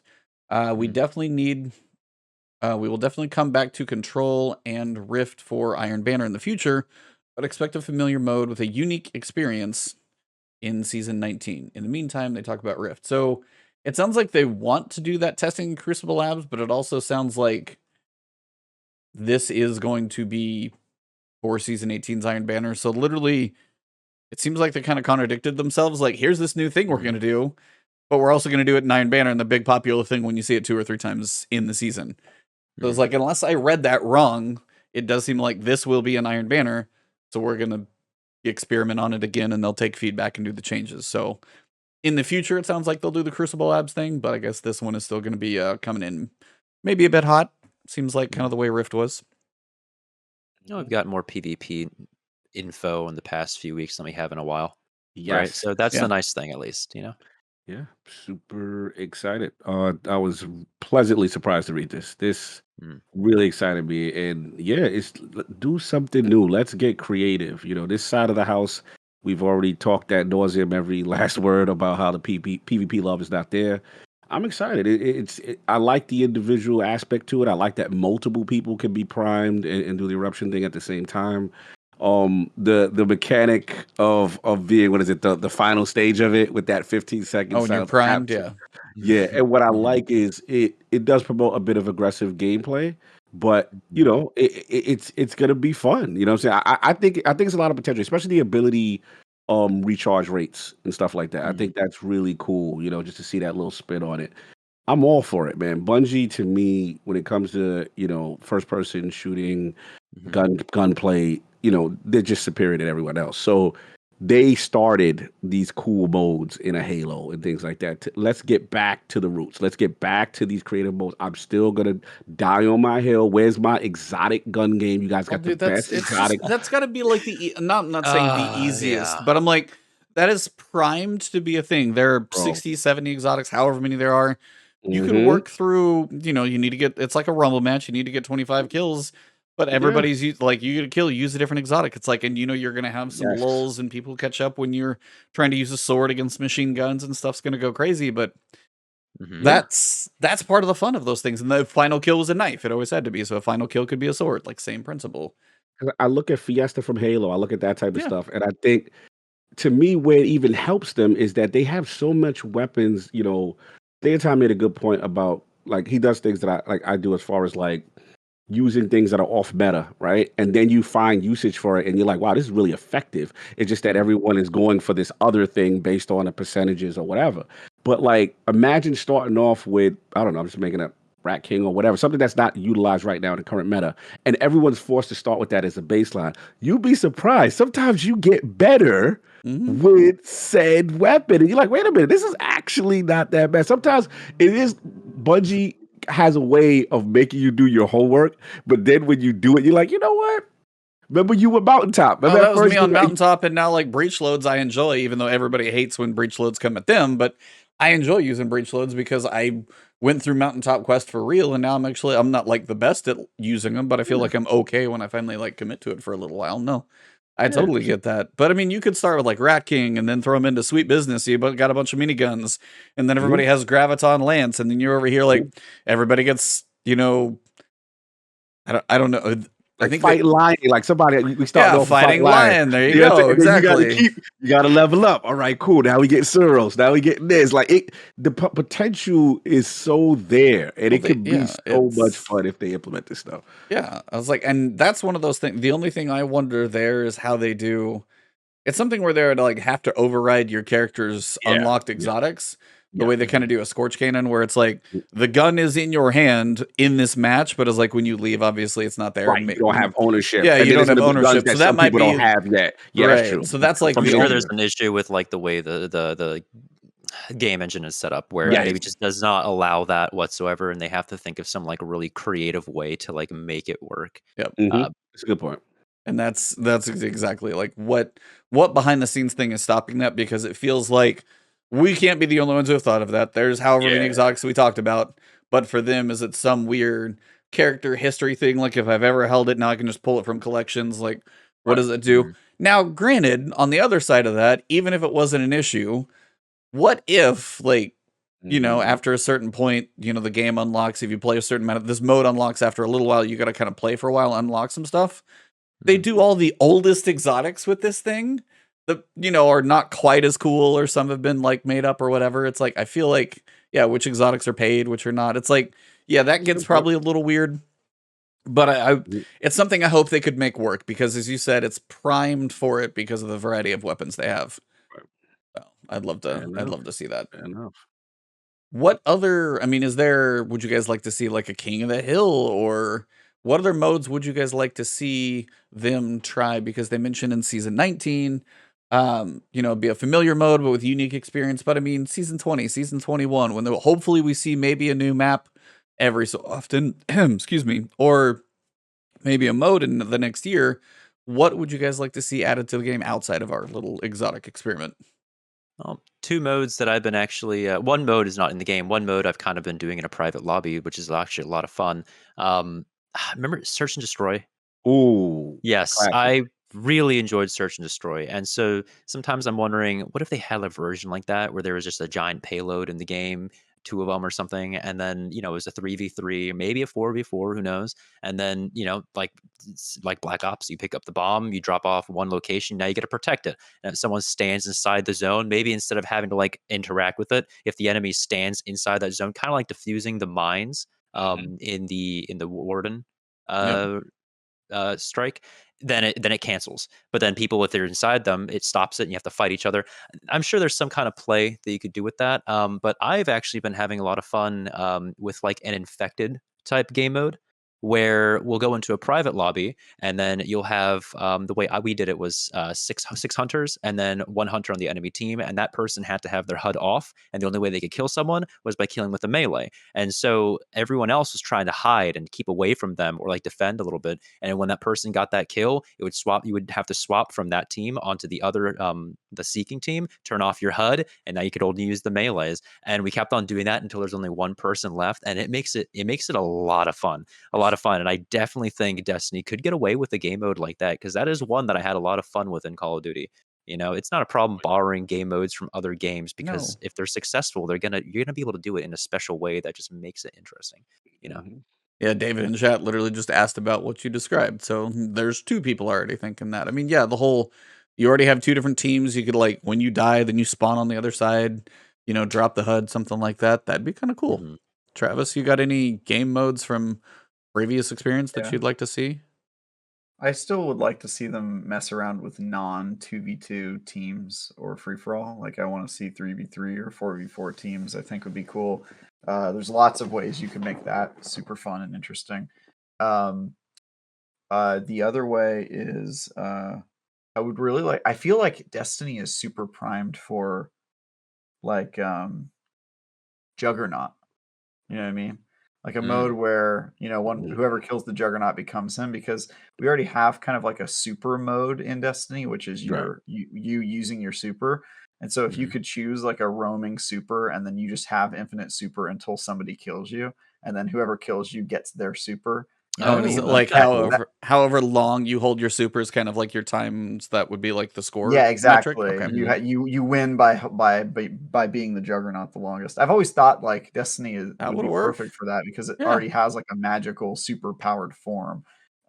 So I've always thought that would be useful. Have you guys played, I'm assuming you have, Call of Duty Infinite? I think it was Infinite Warfare. They had a game mode where it was like a basketball almost, where you had to pass the ball and bring it to the enemy side and then dunk it inside, like you had to toss it inside of the goal. You know how in the current, or I think last week's Nightfall, the Corrupted, Yep. you pick up the ball and you have to throw it to a teammate. Imagine a game mode like that, where you have to pick up the ball, almost kind of like Rift, but you go into third person and you have like 10 seconds before you explode if you're holding it. So you have to toss it to a teammate. Hot potato and you have basketball. Hot potato. Yeah, almost like hot potato. And you have to bring it to like the enemy side and then toss it into their goal. And someone can jump out and intercept it from the enemy team, right? Oh, he's really doing and it. then if Okay, it goes okay. through, you get the goal. I think that could have a lot of potential to it, I think. And they've kind of had. It's funny. If even though I cannot stand that raid of Spire Star, they kind of had that mechanic throughout the whole raid where you could kind of throw the football and get the greed off of you. Remember that was part was a little fun when, even though they made you do it the whole raid. But a mode would be cool. I think that. Did you ever do Spire Star? I did. You probably I didn't, right? Oh, you I did. think I think it did it once actually before it got thrown into the vault. Vaulted. Yeah. But yeah, I think sad I did. banana. Disappointed. Yeah, sad It's banana. very interesting. But Too many jokes, like in everything I say, is just like sad banana and everything else. Just like the mind, just like I can't not. It's just happens we all the passed time that with the point. banana bunch, I'm sure. But that's just Yeah. Hey, kinda when one of you those get things. a chance to do this, right? Exactly. Save it a moment. Throw it at me, baby. I can take it. No, but I mean, somebody mentioned capture the flag. I still would be curious, because I know Rift has it in the middle, and then you pick it up and you push. But if you have one on either side, you have farther to travel, and then you also can bring it back, and it's simultaneous working. We have 6s, so there's enough people. I still would be curious if they would just do a legit capture the flag. I know Rift is probably like their middle ground because they have to make their own, but I mean, as you said, Travis, it's like you don't have to reinvent the wheel all the time. Some of these are just like pre-made things that you can just like bring into your game. And again, same thing like Eruption is probably like a variation on something else out there, but they always have to put their own spin. Sometimes, yeah, just get some more stuff in there. Would be fun. Don't even get me started on Sparrow Racing though. That's I asked something you I still miss. Oh, don't get me started. I know. King of the Hill. I never got a chance to experience Sparrow Racing, and I feel bad every single. I wake up in a cold sweat every single morning, and I just think, Sparrow Racing, Lita. I could have experienced it, and I failed, and I didn't get to do it. Yeah, It's your fault.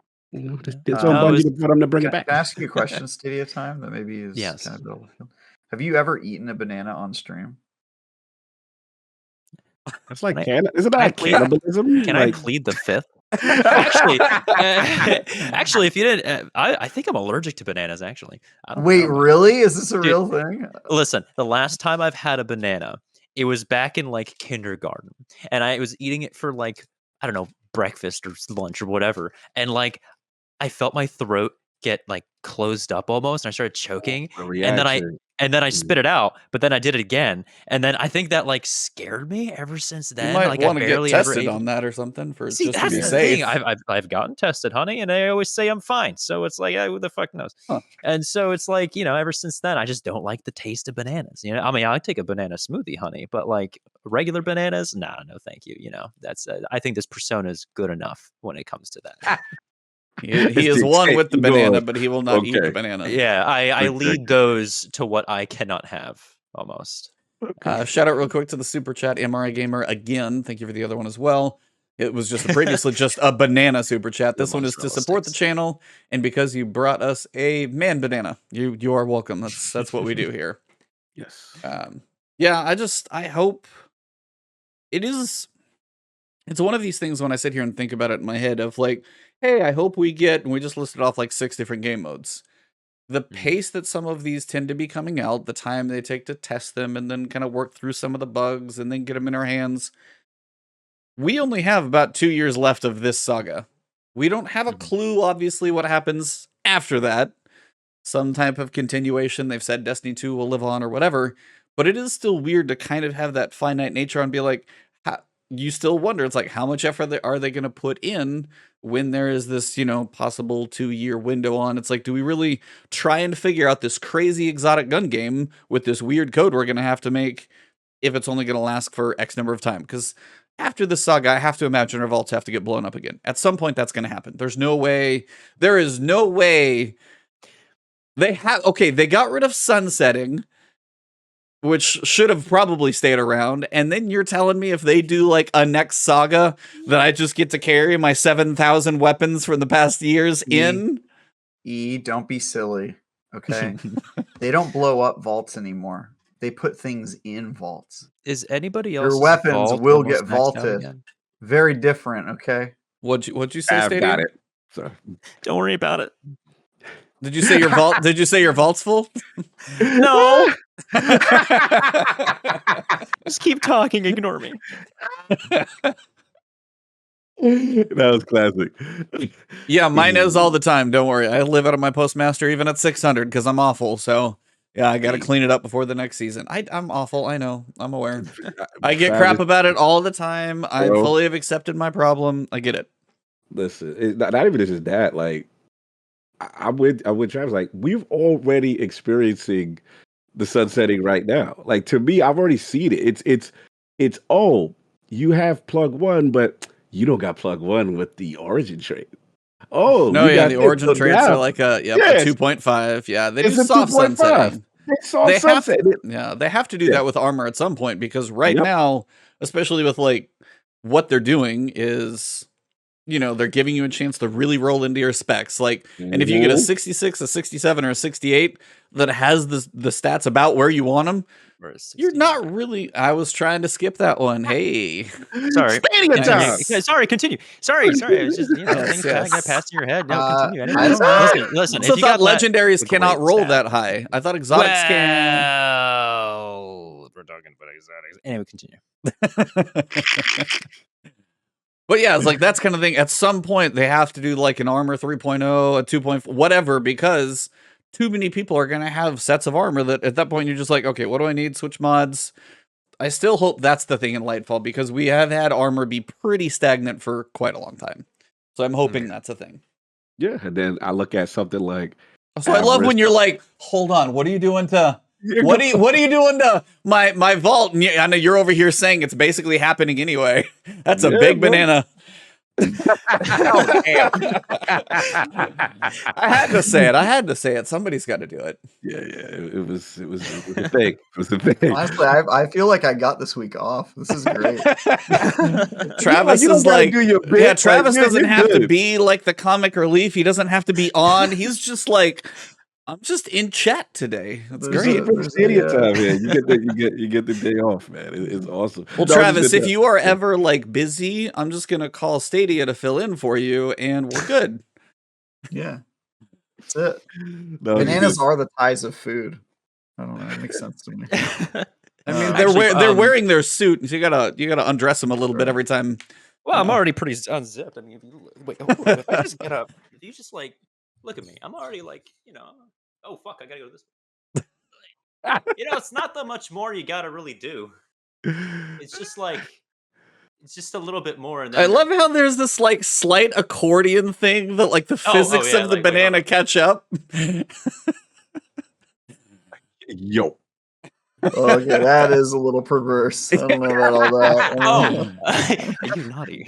Stop it. He's like, I'm Watching just a the banana. What are you relaxation saying? Yeah. Yeah, what the Yeah, if hell? you guys didn't watch the video for this show, you are missing out on some gold. Mhm. Anyway, literally Yeah. gold. No, okay. Yeah, all I was gonna say was just the and also when you look at something like Avarice armor, right? Yeah. Again, It's still in s- 2 soft dungeons and that's it. sunsetting. Yes, soft sunset because you want that as the pristine armor, and then once you get it, your old stuff, you're looking at it like, you don't got that extra slot, so it already masterworked this. So it's slowly pushing us into removing stuff from the vault. and, If they you know, ever give us armor with even one more energy, everything is everything is useless. straight up. Yeah, And I want that one more Well- energy because Mhm. they always are like, hey, here's an extra slot, but now you get to just spread that butter a little thinner on the toast than you did Mhm. before, as Mhm. opposed to here's an extra slot. The mods from the artifact still cost something, so I can't have one extra energy for that extra mod. No, okay.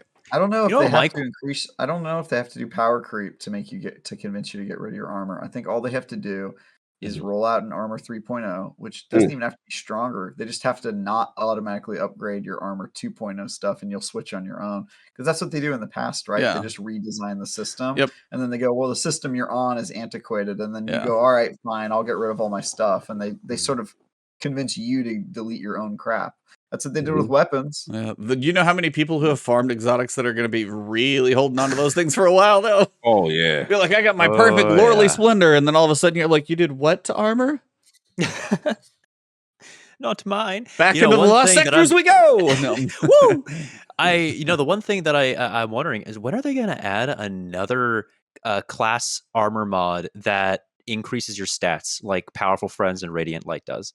Right? Yeah, They're currently I was- the only two mods that increase by 20. Yes. Right? Yeah. By I think 20. they realized Big it was a stat bumps. mistake. Mhm. Yeah, I think they like released those two and they're like, Uh-oh. I Whoops. don't think we should have done this, but they can't just Yeah. remove it. I mean, I guess the fact that they haven't reduced it from 20 to just 10 by Yeah. now, maybe it's okay. So maybe they want it to be that way. But Mm. the moment they add like a void one that maybe increases recovery by 10 or 20, or increases strength by discipline by 10 or 20, I feel like it's going to push people a little bit more to using different armor, different stuff. Yeah. But It's no, I see where you're going, StadiaTime. I'm noticed they're pushing also into the 3.0. What is it? The aspect fragment things. Like if Mhm, you notice a lot of them when you play around with them, there's these yeah. huge stat bumps or stat decreases based on Mhm. how effective they feel.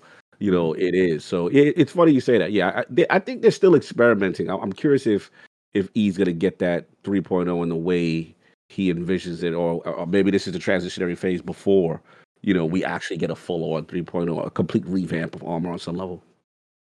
Yeah, I mean, even Austin in chat said res gives 40% for damage mitigation now, and that was like a recent change. And all of a sudden, everybody's like, well, I need a new set of armor that does that. Because if you're going to go in, I mean, it's like you can either have, like, everybody's like, well, recovery still made the most sense, because if you did get tagged, obviously, getting back into the fight in PvP makes sense. But now if I'm in a Grandmaster Nightfall, if I get tagged and I die, it doesn't matter. But if I get tagged and I don't die, that could be a thing. So Huge it's like change. there are ways that they can do that. Again, messing with it slowly. But yeah, Lightfall, we discussed this before, is like what big system changes could be. Feels like it might be time for that one, so we can hope. Mhm. Yeah, Iron Banner will be Eruption. We already talked about that one. But Rift is going to be going into the just kind of rotator playlist, going forward, so you'll see it in there kind of on that weekly rotation basis. They did Had a good time say, with Rift. I honestly, Ish. With yeah, friends. With friends. With that friends. that I believe, that I With friends. believe. Caveat. Yeah. Yeah. Mine was like Yeah, that's solo mercy queues on and either whatnot. end usually, but the rare Mhm. moment it was like a true match of tug of war, I was like, because I was in freelance, I was like, the moments I had those, I was like, this is what it's supposed to be, it just doesn't happen that often. Mhm. But yeah, 1.5 million players played at least one match of Rift. 300,000 have managed you to reset your rank. 150,000 reset it twice. We definitely hit a few people just right. One player reset their rank 17 times last season, and they did it in 55 hours. Now, my assumption is they did that in the first week with the double rep bonus, because there's no way in hell they did that in the busted second week.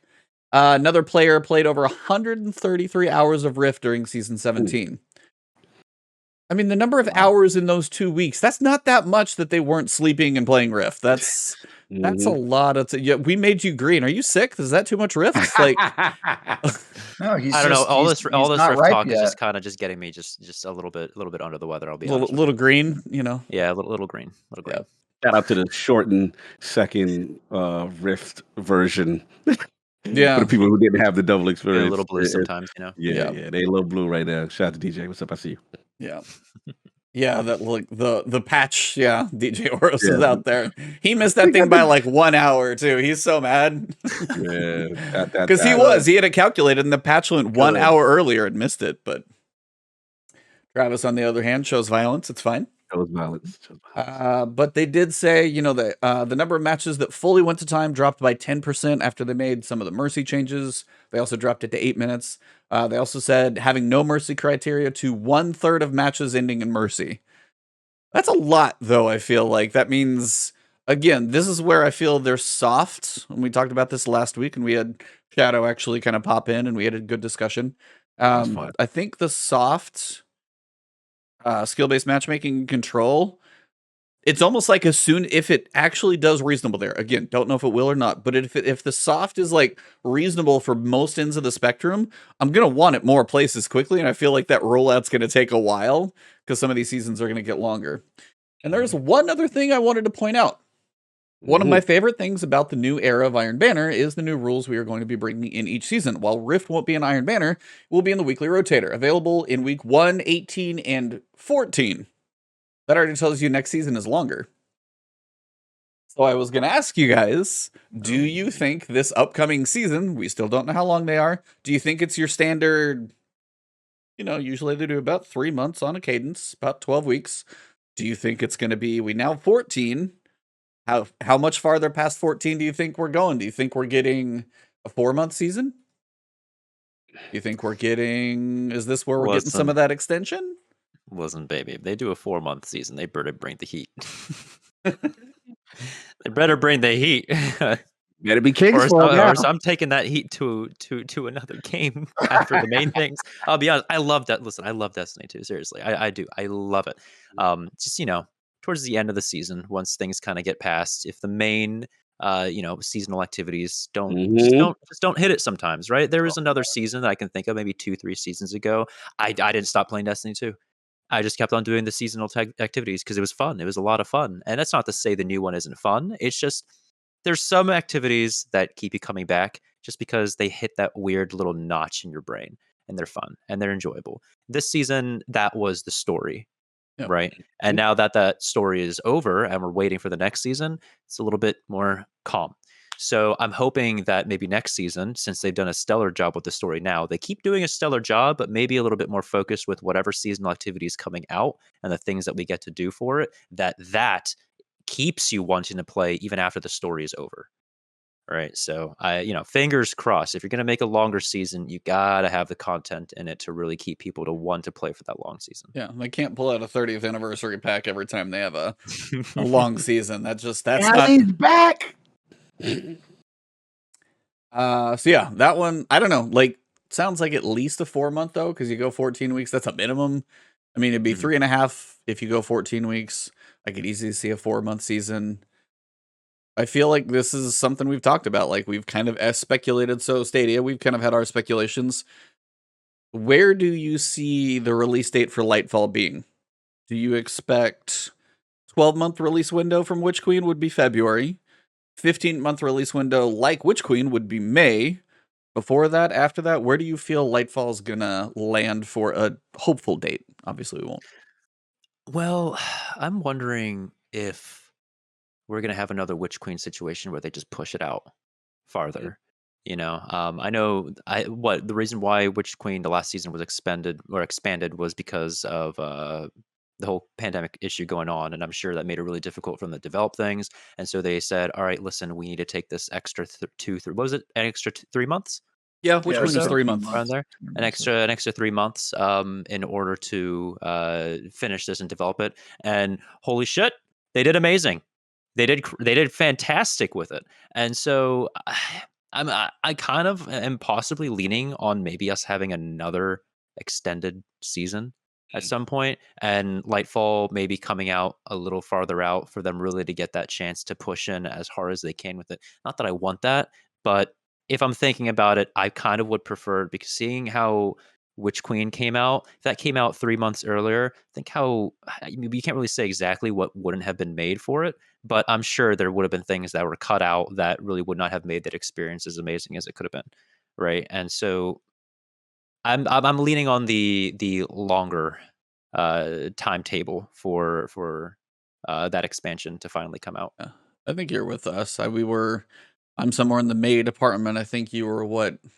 Were you like April, Cog? Were you like a little shorter than I was like March? You were March, so you're like just about a month. And then Travis is out here in September again, basically, for Lightfall. He's just like, I got other stuff to play. I got reviews to do. Destiny will come whenever it gets here. I got other stuff going on, so no big deal. Mhm. As long as it doesn't happen around a certain occasion, I think he'll be fine. So, but yeah, other than that, they said they are next season when Rift does come around, they're gonna have a little more AFK protection. They're gonna have a little more standard overtime rules. They also, for future seasons, might experiment with 3v3 Rift. I don't know how that would go if you get a good team versus a bad team, it's just steamroll over and over, but I guess that's what the Mercy's for. Yeah. Smaller maps, though, something like Wormhaven, they said. They could use some weird asymmetrical maps like Burnout. I would say just mess with some of the maps. I think that's what those could be for. Hey, this week if you go jump into Rift, we're gonna have a couple weird maps in there. Let us know how they play. Just throw them in there, and occasionally, hey, this is a weird map. This is a cool one. Cool. Fixing scenarios where one team can keep the other one away from the spark, and kill farming. Also, the one with the big bullets is get rid of less black screen time after scores, because it's just okay, we're good again. So they're continuing to refine Rift, and then we're getting Clash 1.5 with Eruption. How would you feel if in Rift, when you picked up the spark, the person who had the spark had how do I put this? Died quicker. You had to protect the Rift, because at the moment, the person who your picks your up, Resil went down to 0 or something. yeah, or something like that, or weapons did twice the amount of damage on you or something. Because I don't know, with the 3v3, you get a really good team. The person who just carries the spark, I believe you can still shoot while you're carrying the spark. So all that becomes is just shoot. Yeah, one team rolls the other team really quickly because they're just bringing the spark over while killing them quickly. If they make it so the team with the spark has that disadvantage because that third player now has some kind of situation that the other two have to protect them, it might give those other teams that opportunity to fight it out. But I'm sure there's a ton of things the development team has been thinking of trying out for Rift, and I'm sure we're going to see some changes here and there, kind of like that along the way. Yeah, I was thinking, just even from the Rift carrier can't shoot, right? So then it kind of puts him in a defensive position where you kind of running with a pack. Okay, protect. Now it's a good time to go. I was thinking more of a rugby football kind of a thing. And there's ways to play with it. I'm curious the decision there with the gunplay. But yeah, I hear you going StadiaTime. That would be.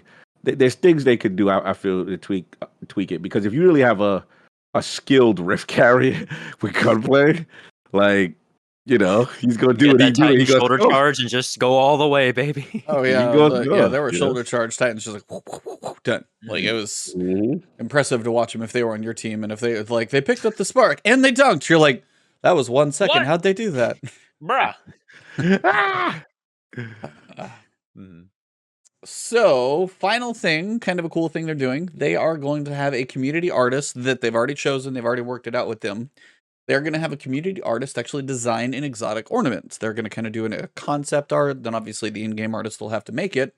They did say this will be a paid thing, so they will be paid for their time. The community votes on first which of these 3 exotics, which I'll list off. The email is going to be coming out around August 16th, so keep your eyes on your email. So then you're going to vote on which weapon. Then the artist is going to make 3 variations of ornaments for that exotic, and then we're going to vote between the 3 variations. I got to ask you guys, and I just want a single answer. Which exotic of these 3 do you want to see an ornament for? Arbalist, Sweet Business, or Rat King? Stadia, which one do you want to see? Rat King. Travis? Sweet Business, baby. Cog? Herbalist. I'm gonna make it a 2 for Arbalist, so I'm there. Oh, come on. So boring. No, okay. Here's my. Come I'm on. gonna try to make it a tie. Stadia time. Sweet Business, but the gun has been skinned to look like a banana. It's just one big long banana that you walk around with, and it can shoot like. He's like, I'm intrigued. We already went left. We already went left. Continue. The eyes. Anyway, that's my proposal. That's me trying to get you. Dude, his eyes. You are know what so he was funny. doing.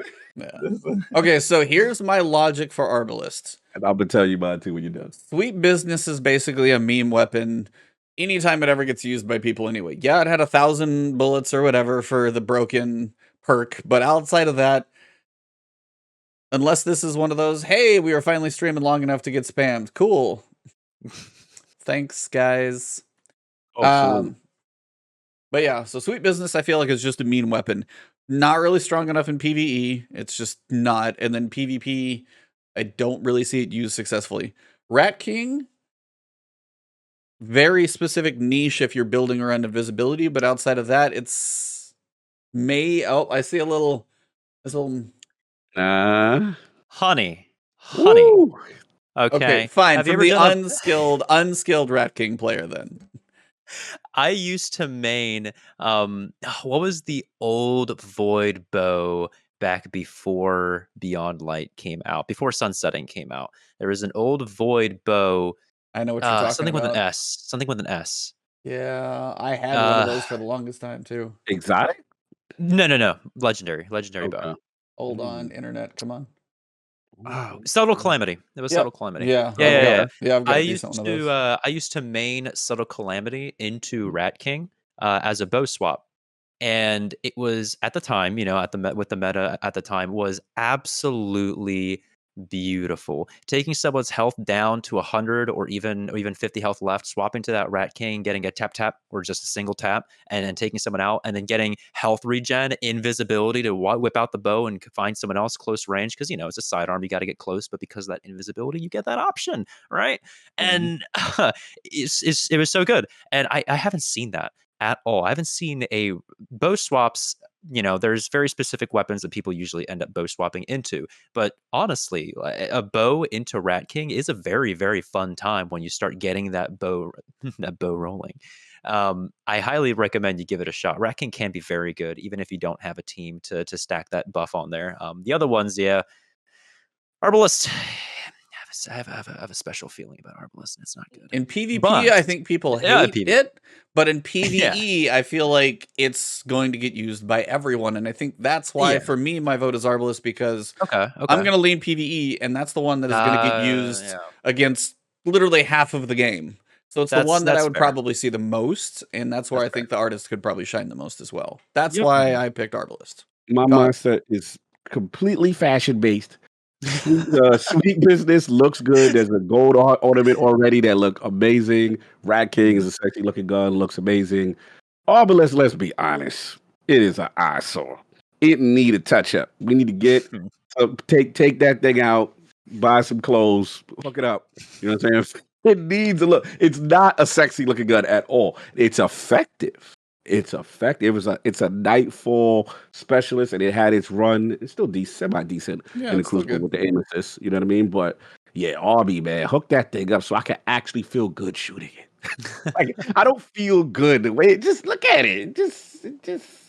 It looks I like a mean, it looks like a it bridge. kind of, I was like, there is kinda an ornament this season Look for at it. Arbalist, by the way. I don't like it.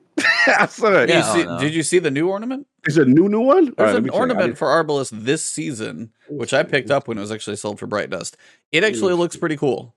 But still, I'm going to prefer Arbalist just because it's the one I would use the most by far. Yeah, So that thing need a makeover. Let's see what you're yeah, you need to go buy that ornament probably if you can't stand it.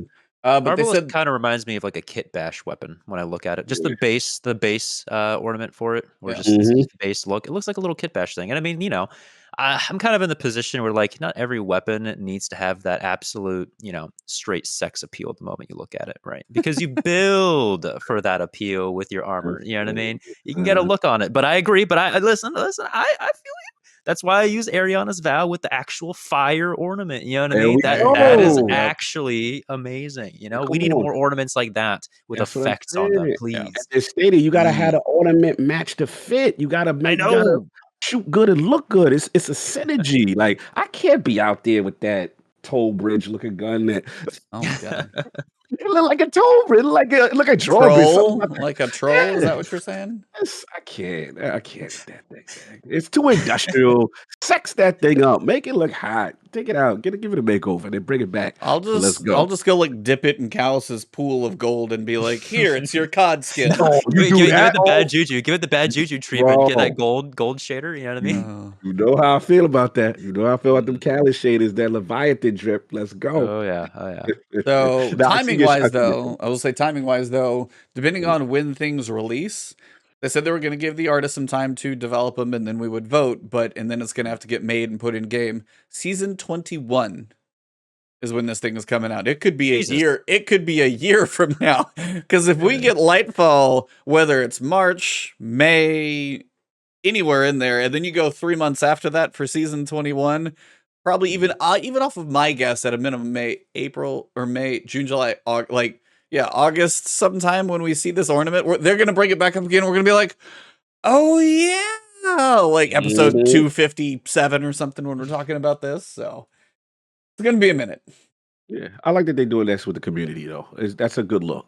You know, get the artists in there, reward the artists.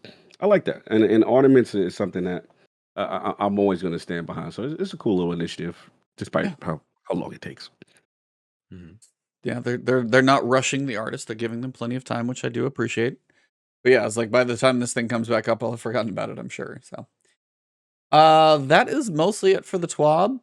As for Stadia, we gotta ask top 3 raids currently that you've played. Oh yeah. You're putting me on the spot here, baby. I've never seen a banana with anxiety. Yeah. I was like, that is my life 24/7. All right, it's just anxiety. A sweating banana. Garden of Salvation, honestly, not going to lie, is probably one of my favorite, aside from Deepstone Crypt because of the spacewalk. Garden of Salvation, in my opinion, is just a beautiful, beautiful raid. I love the looks of it. When you get to that 3/4 area, that last quarter, right before Atheon, that giant garden, I swear to God, every time I do that raid, I just sit there. I just sit there and enjoy it. I just think it's beautiful. And raids like that kind of have those feelings where you can just sit there and appreciate the scenery rather than just the gameplay is something that I really, really enjoy, which is why, you know, the spacewalk, keep that dialogue on, mute all your friends and just sit there and vibe and just listen to that dialogue and just have a beautiful time. And that's what I enjoy so much about Garden of Salvation is the raid can be a little bit not as user friendly. I still think it's a lot of fun though. You know what I mean? Especially like the second encounter with the harpy and everything, having to make those diagrams and like call out to your teammates like which eye you got to shoot and everything. I think the mechanics are really, really fun. They can be a little bit difficult for Atheon. I agree, it's a little bit weird, but I just think it's a beautiful raid, and so that is my top 3 at the moment. Deepstone Crypt, yes, because of that spacewalk. I think that was such. I love it. Just the A moment. idea of being on the outside of that giant spaceship, looking at Europa, vibing to the music, looking at the galaxies across. Fire. It's so beautiful. Clovis Bray talking his talk while you're doing it. Mhm. Continue. Mhm. And then, is Vault of Glass the only other one that's available right now? Is it Vault of Glass, Garnet Salvation, and Deepstone Crypt? I mean, you got Val. You've got Oh, Vow. Yeah. Vow's kind of in that same kind of. I'm stuck between Vow and Vogue, just because I played Vogue in Destiny 1, I believe, and the emotions and the memories of that are there. So that's kind of what I carry with it. Also, my in-game name is Time. So whenever you hear and you fail at Atheon and it says you were lost in the corridors of time, it just fits. That just solidifies it right there. Yeah, Ty. exactly. Yeah. Come on. Don't apologize. I was gonna say you could include Destiny 1 raids in this list as well. By the way, Yeah, you can include play the raid. them. Oh, Kingsfall! Holy, what am I doing? Yeah, Kingsfall. Yeah, Jesus Christ! Oh, yeah, and Yeah. and then also Last Wish. Riven is a bay. Riven is bay. Yeah, Riven is. But I am actually trying to get like a Riven plushie. Ironically, I want to get a Riven plushie. I just think Riven's. Is that going to be one of those like sleep pillows? Because she's large. Yeah, good. God damn. Mm-hmm. Hey, you got to use those tentacles or something. Anyways, or maybe a small little plushie. Who knows? Life-size Riven with okay. Anyway, that is where we. So I had to ask that one. You guys have any more questions for our banana in a cup tonight? He has been fantastic. Hello, StadiaTime. Absolutely hilarious. Great time. Extremely knowledgeable. Love them strats. I'm going to have to apply some of those that you were talking today. That was really cool. But yeah, man, a lot of fun. Good talk, Twab, too. Ooh, I never got a chance to bring up my favorite weapon in the game. You said favorite exotic, and I told you it was Ariana's Vow. Oh, but did I ever bring up my favorite weapon? Yeah, well, I'm a bow main. I'm a bow main. And there's a very specific bow in Destiny 2 that I don't think gets enough love, and that is my honey biting winds. Really? And the reason why I love biting winds is because it is the only bow in the game currently, precision frame bow, that has swashbuckler. And the beautiful part about swashbuckler is when you have it procced, it can one-shot headshot any resilience guardians for 5 seconds after a melee kill. Right? Charged melee or regular melee. And the way that I play my build, because I already told you guys, I go for those freeze into melees. So a lot of the time, that's how I end up wiping teams in trials, is because I'll catch someone on that freeze rift around a corner and I purposely aggressively push towards them. I get that melee, and for 5 seconds, I can one-shot headshot. And then if I get a kill, resets that timer back to 5 seconds. You keep on rolling the dice constantly. It is crazy, especially for just getting one shot in Mayhem. If you get one melee kill, it'll body shot. It's hilarious. It'll body shot instant kills. So you just go around, just boom, boom, boom. It's so much fun, and people need to give it a shot. Seriously, swashbuckler on biting winds is a game changer. I would go as far as to say biting winds with swashbuckler is one of, if not the best bows in the game, even contending against Lemon Arc. People just aren't aware of it because they don't want to try any other weapons, right? I actually just got, because I was going through doing a little bounty prep, I got one with swashbuckler and rapid hit on biting winds with reload masterwork. Not bad. I wouldn't use it the same way you would, but still not bad. Yeah, actually, I mean, that is a bow that I've got. I think I literally have 2 of them masterworked. One is killing wind, one is surplus on it for swashbuckler. Both of them do, and draw time and everything else. So no, I was like, I put some time in with that bow. It does feel pretty good. I will say about bows in general in Destiny, I never expect when they're like a bow in a gun game, I'm like, what? Why? And then I get it in my hand. I'm like, I love bows. Yeah. I've actually, I think in most of my solo flawless Destiny or dungeon runs, almost all of them have included a bow for some section. I think I can probably figure that one. I mean, it's nice to have that really long range, high damage. Oh, yeah. Right? I mean, usually scout rifles can take that spot, but with bows having gotten a damage buff for red bars, I believe, in PvE, it's nice having a weapon that you can do those long range shots. And a really fun PvE bow I think the new Strident Whistle can get this role, and Wolftone Draw. Yes, Wolftone's my baby. Yeah. Wolftone with Harmony is beautiful.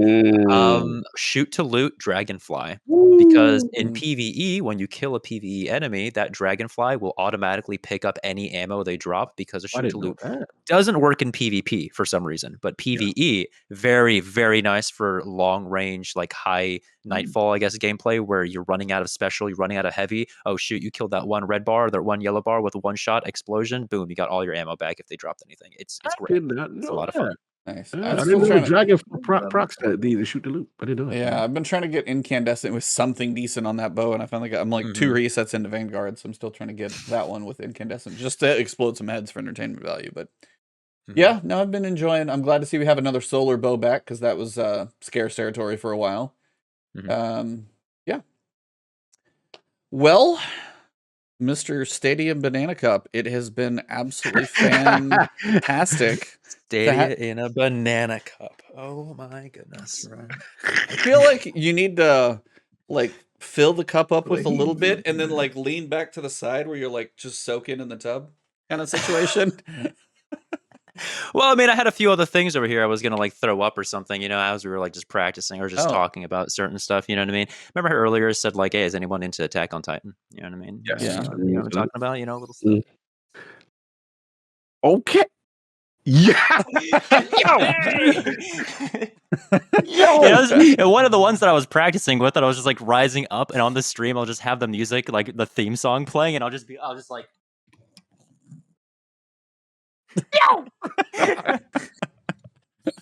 And it's just so much fun. So yeah, I got a few things like that I usually What else? do. What else do you got? This is how we finished up. If you're not watching video, you're missing the it. Spider-Man kiss you said that was one. Oh yeah, we could probably have to do that Spider-Man kisses sometime, right? I mean, if we didn't, I'd have to fight you. So it's kind of like whatever. I saw you bringing out that saber. That Steam Deck. It's always a little bit of a gymnastic thing because I actually got to get up. Contrary to popular belief, I actually physically do every single little thing I'm doing. So if you saw me in real life, you think I was really fucking weird. Yeah. Your spouse comes in, babe, do we need to have you checked? Is everything okay? All right, time to do some gymnastics on it. All right, let's see what we doing. Okay, careful now. Okay, careful. Oh fuck. He said, he's hold on. Okay. I love how he's like flailing. Wow, this is talent, y'all. I gotta find my angle here. Listen, it's not easy to do a handstand while you're a banana. Yo, there we go. He dove in his cup. Right, oh, there it is. There it is. Yo, if you can do a handstand at all, that means that's talent. That's I love talent. that. Love that. Woo. Okay. All right. Salute. Final thing. Apparently, we need an anime intro. Oh, I do have an intro that I do for my things. The only issue here is the fact that you can't hear the audio. The audio is fun, but I can play it. You might have to. I saw you cropped my my thing a little bit tighter. So unless you open it up just a little bit so you can see the rest of it. Hold on. One of the fun things that I've done with the stream is those custom little intros that I'll do for fun. So one of the fun ones, I'm just going to put it to the BRB screen that I have, is this.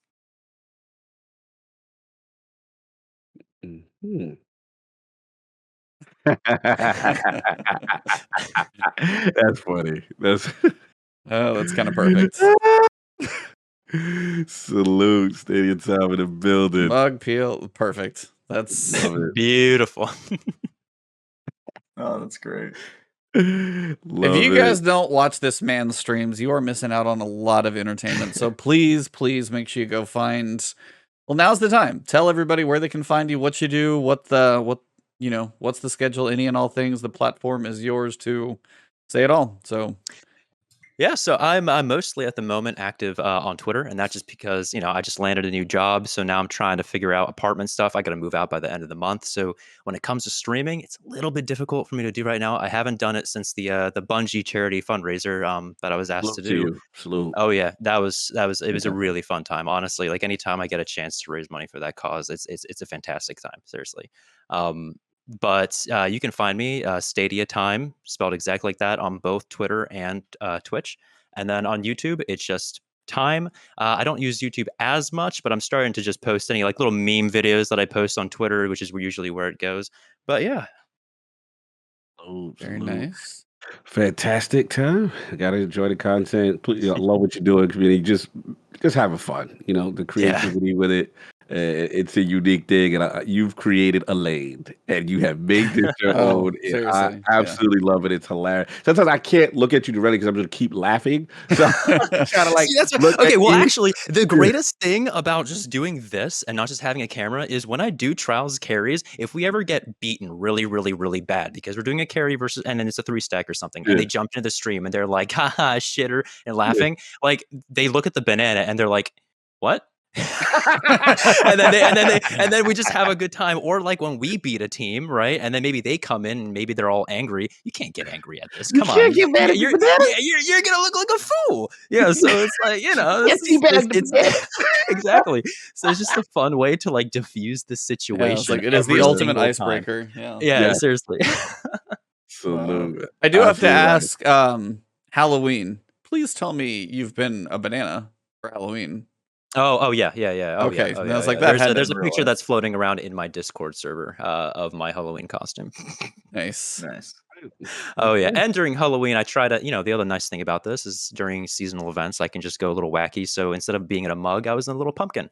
I was a little pumpkin with a little fire inside of it. It was a lot of fun. We do Nice. we do some fun little seasonal things when it comes to just. You'll be enjoying the easy to spot at holidays together. GCX next year in your banana costume, so that'll be perfect. costume and not the hammock. Just joke. Yeah, if you Okay, wear we if you wear know, the banana but, hammock out of the make sure pool, you're guidelines were applied. yeah. Okay, we'll make sure the homie's okay. That's Let's talk about those cones, baby. We finally found somebody who dresses weirder than me. I'm very happy about this. Feels good to feel normal, y'all. Your tie guy gimmick, it's over now. That's today's news. Yeah, It's it's all like he's about- always here in it's all suits. about Like this banana guy's like now. half banana peel over here. What's happening? Yeah, you guys give me shit for wearing a 3-piece suit at GCX. Wait till I'm standing next to this guy, Be like, Too funny. No man. doubt. Well, gentlemen, my co-host, what else you guys got coming up this week? Anything to call out or, things to look forward to? Travis? yeah, my review of Digimon Survive will probably be up early next week, probably Tuesday or Wednesday. I'll have a preview for Construction Simulator, probably around the same time. You can check out my review of Xenoblade Chronicles 3 on IGN.com, and you can follow me on Twitter at TagGuyTravis if you want. And yeah, it's exciting. Great to have you on the show, StadiaTime. Feel free to come back at a later date. And I look forward to Potas see him later. God, you get cuter by the second. No, I seriously, I had a fantastic time. I really appreciate it. I think there's something really fun and enjoyable about having like a group of people to speak to at the same time. On a one-on-one thing, it can be very nice. It's very, it's an intimate thing. You talk to each other and you throw things back and forth. But when you have like an entire group of people being able to talk about stuff, it just feels like you can keep on going forever, and especially when you got a group of guys like you that just radiate that absolute appeal. You know what I mean? So Nice. Man, this banana is trying to butter us up over here. Yeah, he let that one slip. All right, Cog, what do you got? Hey. Oh you.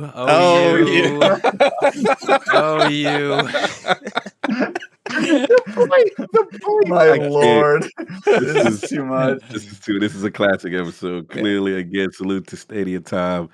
Absolutely hilarious. A lot of fun. Great time. You know me on Twitter at Lord Cognito, on Lord Podcast every Sunday. Don't want to jinx the guests because if it doesn't happen, but all right, I'll say it. We're supposed to have Jason Rubin from Naughty Dog, the OG, supposed to pull up. The creator of Crash Bandicoot, creator of so many of classic franchises. So hopefully, it still is on and it will go down. So we'll do that. And then check out me and Maddie on Defining Duke.